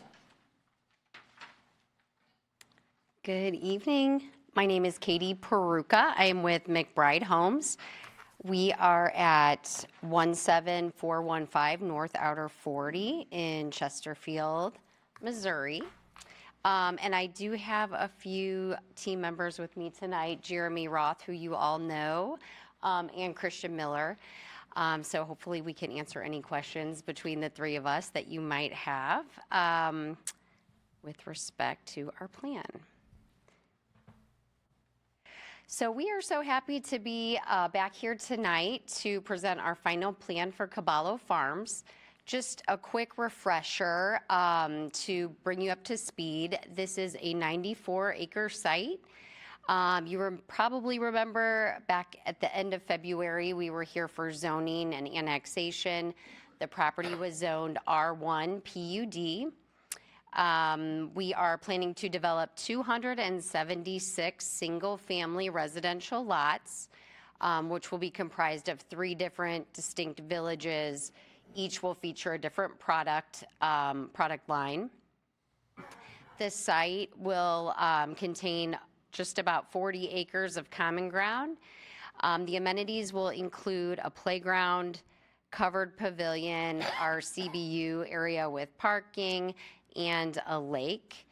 And our access will be via Deer Road, which we will be extending to our entrance, and then also via a stub street in our adjacent Harvest community. I'm going to go ahead and put the plan up here. So this is our final plan. This should look very familiar to you all. You've seen this before. This is in substantial conformance with our area plan that was approved. I do want to point out just a few, just two very minor tweaks to the plan. So if you can see my cursor, we did move 2 lots, which were kind of in this area, and we moved them up in the northeastern kind of corner of the property. And that was to avoid creek bank setback. And then we also made one change up here where you see this T turnaround. This used to be a cul-de-sac. So I will scroll. This is our previous plan. So you can see where that used to be a cul-de-sac there. And then 2 of these lots are now up here, but just for a frame of reference. Otherwise, the plan is you know, what you saw before when we submitted our area plan with our zoning. The reason why we made this change up here is to accommodate a potential future connection to this parcel up here, which we actually just submitted for zoning, so stay tuned. You'll be seeing us back here for this parcel, but this will be, we will be looking to develop this parcel here with 14 additional lots.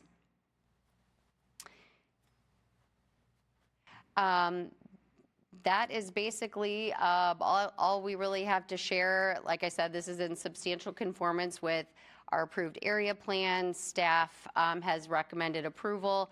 We did submit our traffic study, which staff reviewed and had no comments.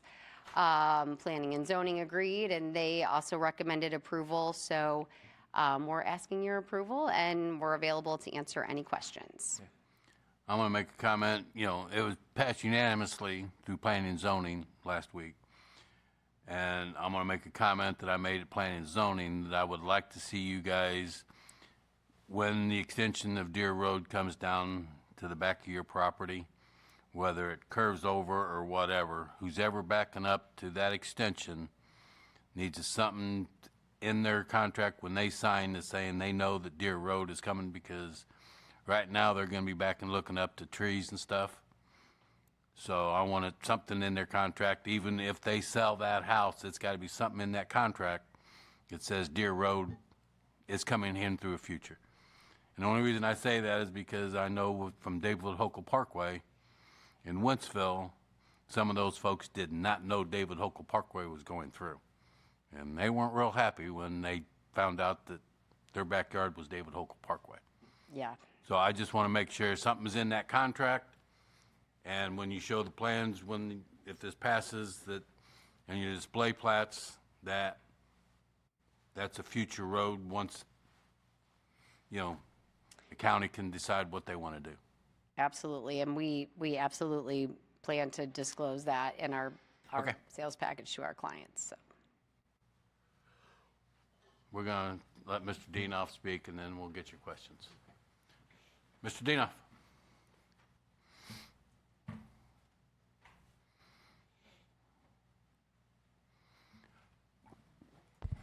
Thank you very much, Mr. Mayor, members of council. My name is Arnie C., A.C. Dienoff, City Public Advocate.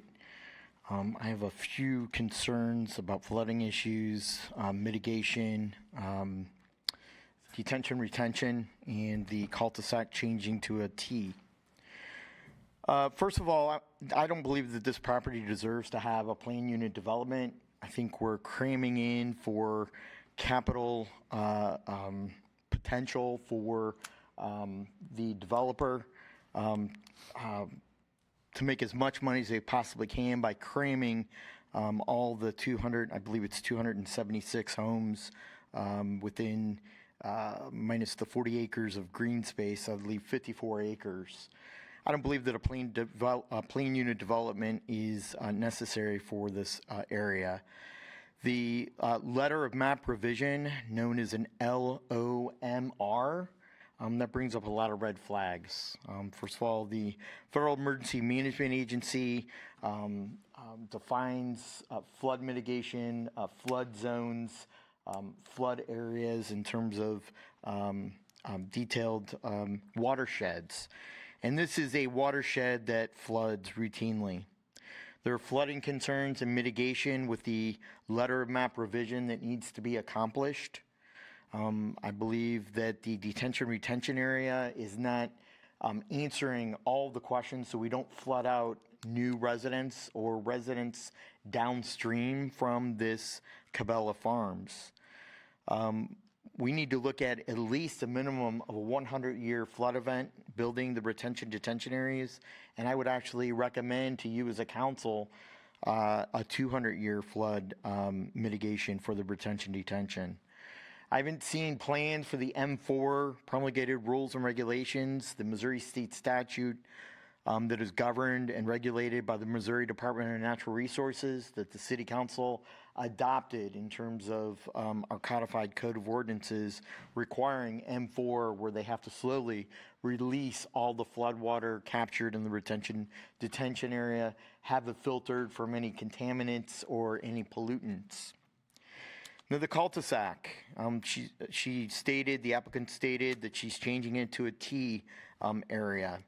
First of all, have they met the requirements and have they contacted the fire marshal, the Wentzville Fire Protection District, to ensure turning radius and adequate fire protection from the Wentzville Fire Protection District? Has the applicant, 15 seconds. Has the applicant contacted the Wentzville School District, the Director of Transportation, and the Superintendent to see about availability at schools since they're bursting at the seams of the campuses, and about the turning radius of a school bus? Mr. Dienoff, your time's up, sir. I ask that you make those conditions. Thank you. Go ahead and close the public hearing. Katie, questions? Ms. Taylor? I just had a curious question. The future plans adding the 14 lots. Why is that in the future? Yeah, that's a great question. It's just a timing thing. So we did not have that property under contract at the time that we submitted for our Caballo Farms. So it would be an extension, though, and we would be calling it Caballo Farms Edition. Thanks. Mr. Wexler? Thank you. Katie, have you guys heard from the Wentzville Fire Protection District about this property? We have approval. Perfect. Thank you. Ms. Cook? Thank you, Mayor. Question, I saw that you had the other stub street up there. Should we be expecting that you're just going to keep piecemealing more and more houses into this? It's going to turn into like another 900 home harvest, or you're just going to bring it to us in little pieces at a time? Yes, I don't anticipate that we will be getting control of that parcel. I think that's just more for a good design and, good planning measure. But we don't have that property. We have no plans to obtain that property at this time. So right now you're just thinking this next 14 houses. So this piece of 14 houses, is it going to be a cul-de-sac or is it going to be another stub street?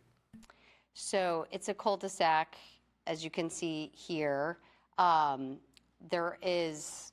We do have a development on the other side of that in the county, but those will not connect. Thank you. Anybody else? Thank you, Katie. Thank you. I did close it, right? Brings bill 7852, motion for first reading. Cascella. Motion by Cascella, second. Wexler. Second by Councilman Wexler. Mr. Stephen? Please read the bill. Bill number 7852, an ordinance approving a final plan for Caballo Farms with respect thereto, subject to certain conditions and requirements. Thank you, sir. Next public hearing to consider approval of an area plan for the villages of Springhurst with respect thereto, subject to certain conditions and requirements. Is someone here to present this?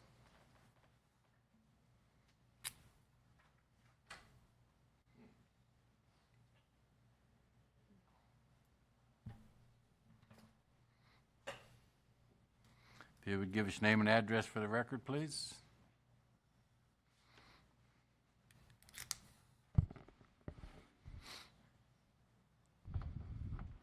Good evening, Mayor, Council. My name's Rodney Arnold, and I'm with the Sterling Company.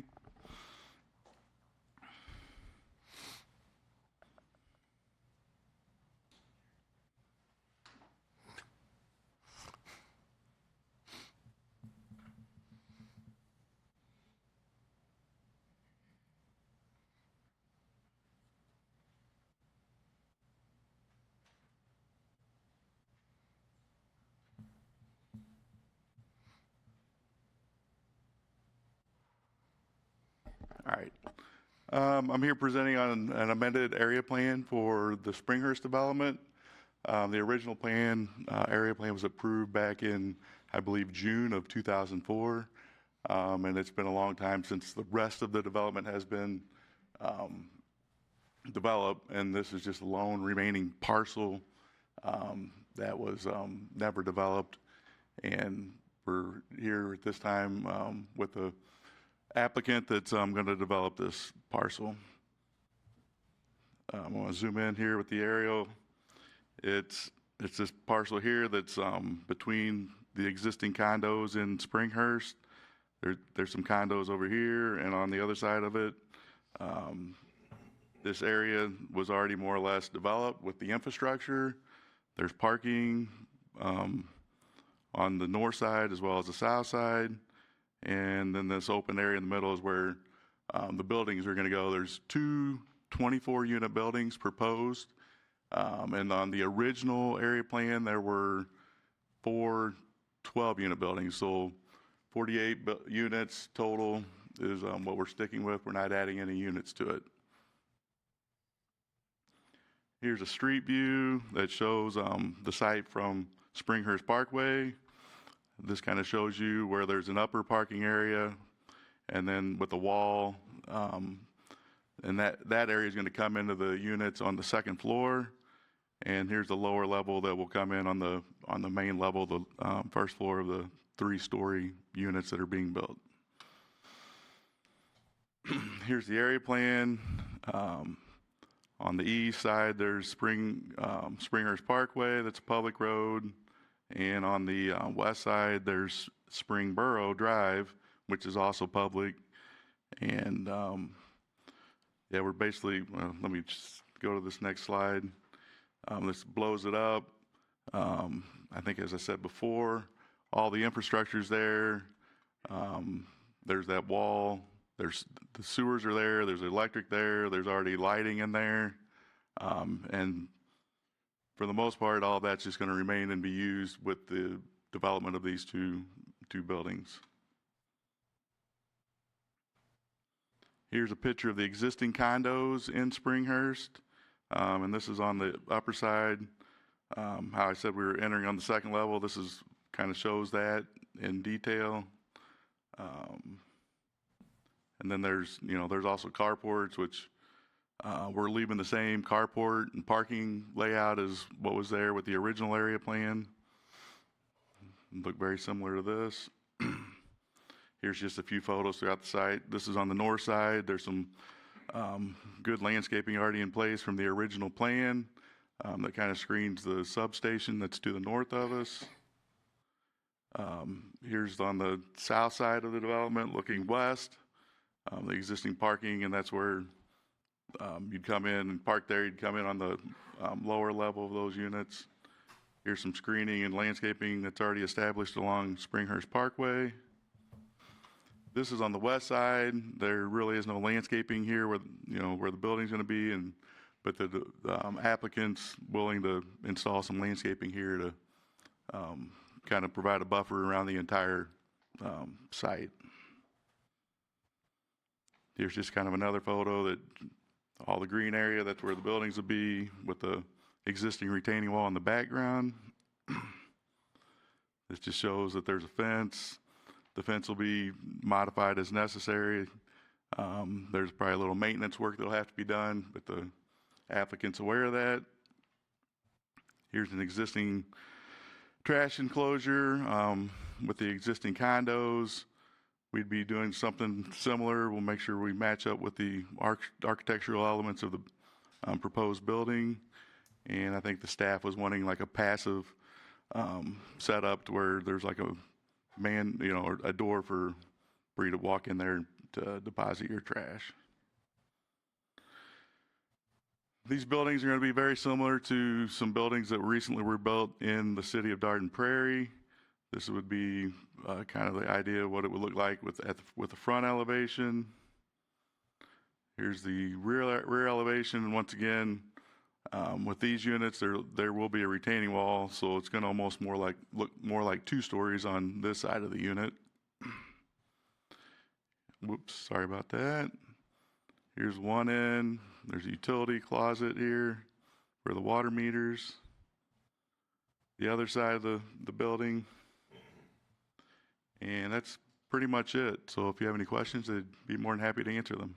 All right, this is public hearing, so if you would step aside, we have one speaker, Mr. Dienoff.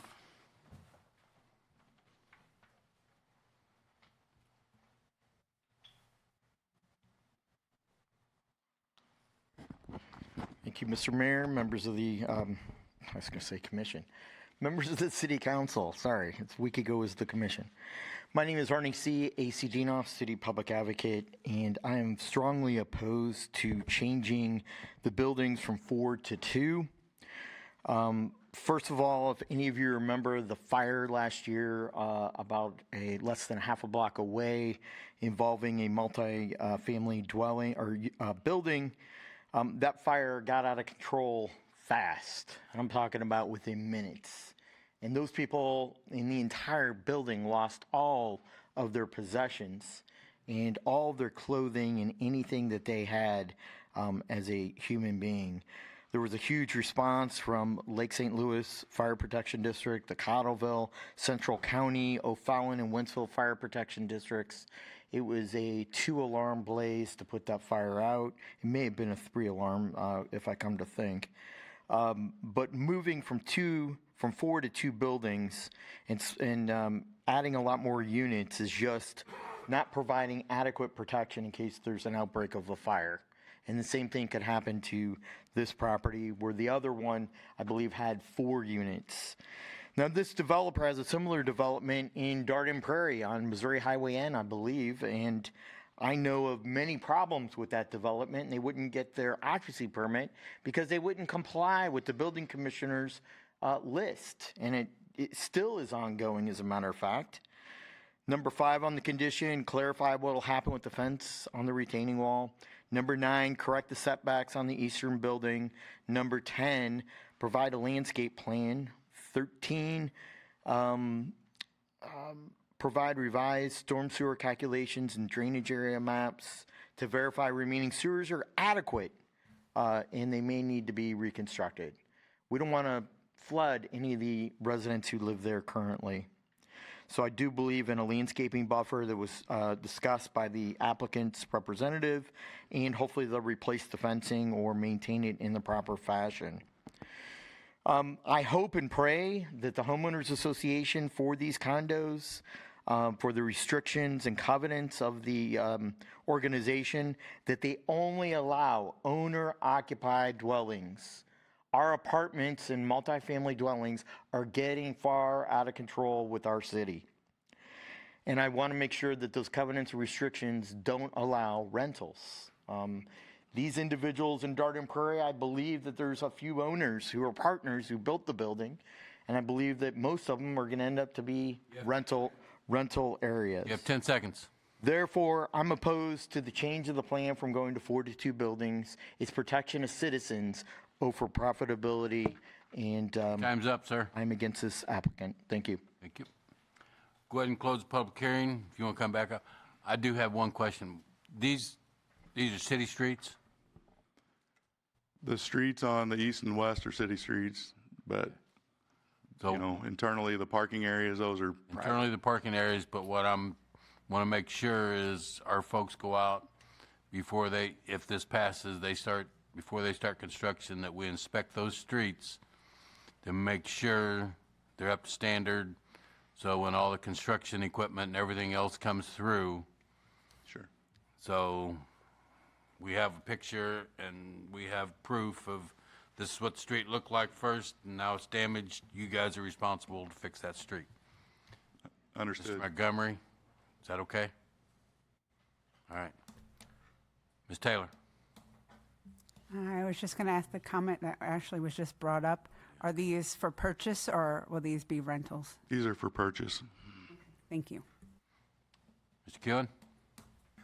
This might be a question for Kevin, actually.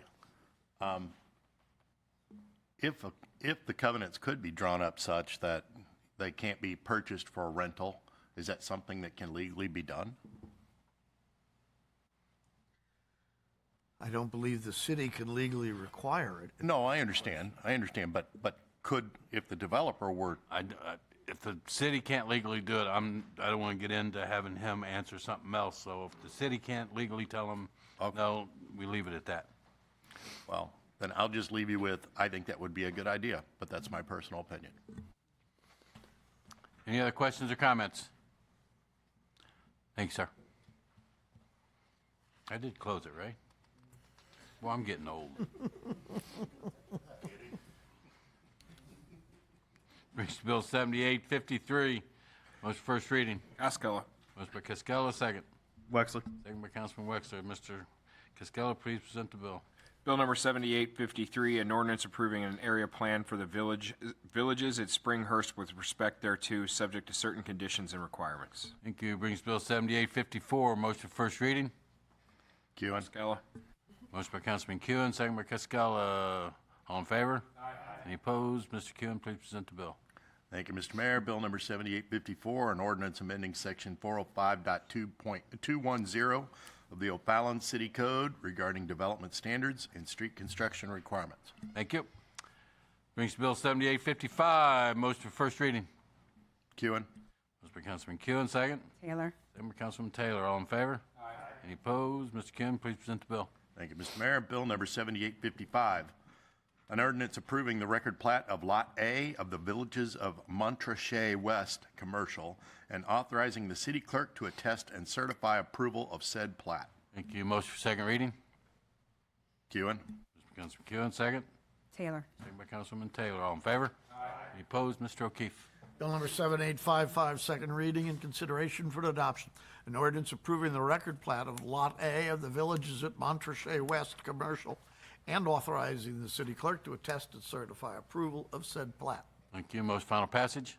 Kewen. Motion by Councilman Kewen, second. Taylor. Second by Councilman Taylor. Questions or comments? Cast your vote. The voting's closed. 8 yes, 0 no. 7855 passed, becomes ordinance number 7307. 7307. Thank you, Bess. Questions or comments on Resolution 49-2026 as in boy? Seeing none, I have a motion and a second to introduce. Cascola. Motion by Cascola, second. Ragsdale. Second by Councilman Ragsdale. All in favor? Aye. Any opposed? Mr. O'Keefe. Resolution 409-2026B as in boy, a resolution authorizing an agreement with Modern Business Interiors, providing for furniture procurement and installation in an amount not to exceed $91,108.48. Motion second to approve. Cascola. Motion by Cascola, second. Ragsdale. Second by Councilman Ragsdale. Council members, cast your vote. The voting's closed. 8 yes, 0 no. Resolution B has been approved. Questions or comments on Resolution C? Seeing none, most second to introduce. Kewen. Motion by Councilman Kewen, second. Second by Councilwoman Cook. All in favor? Aye. Any opposed? Mr. O'Keefe. Resolution 409-2026C as in chief, a resolution authorizing supplemental agreement number 2 with Integrate Construction Partners, providing for additional design and construction services related to the theater renovation portion of the City Hall renovation project in an amount not to exceed $800,000. No second to approve. Kewen. Motion by Councilman Kewen, second. Cook. Second by Councilman Cook. Cast your vote. The voting's closed. 8 yes, 0 no. Resolution C has been approved. No further business. This meeting adjourned at 8:59.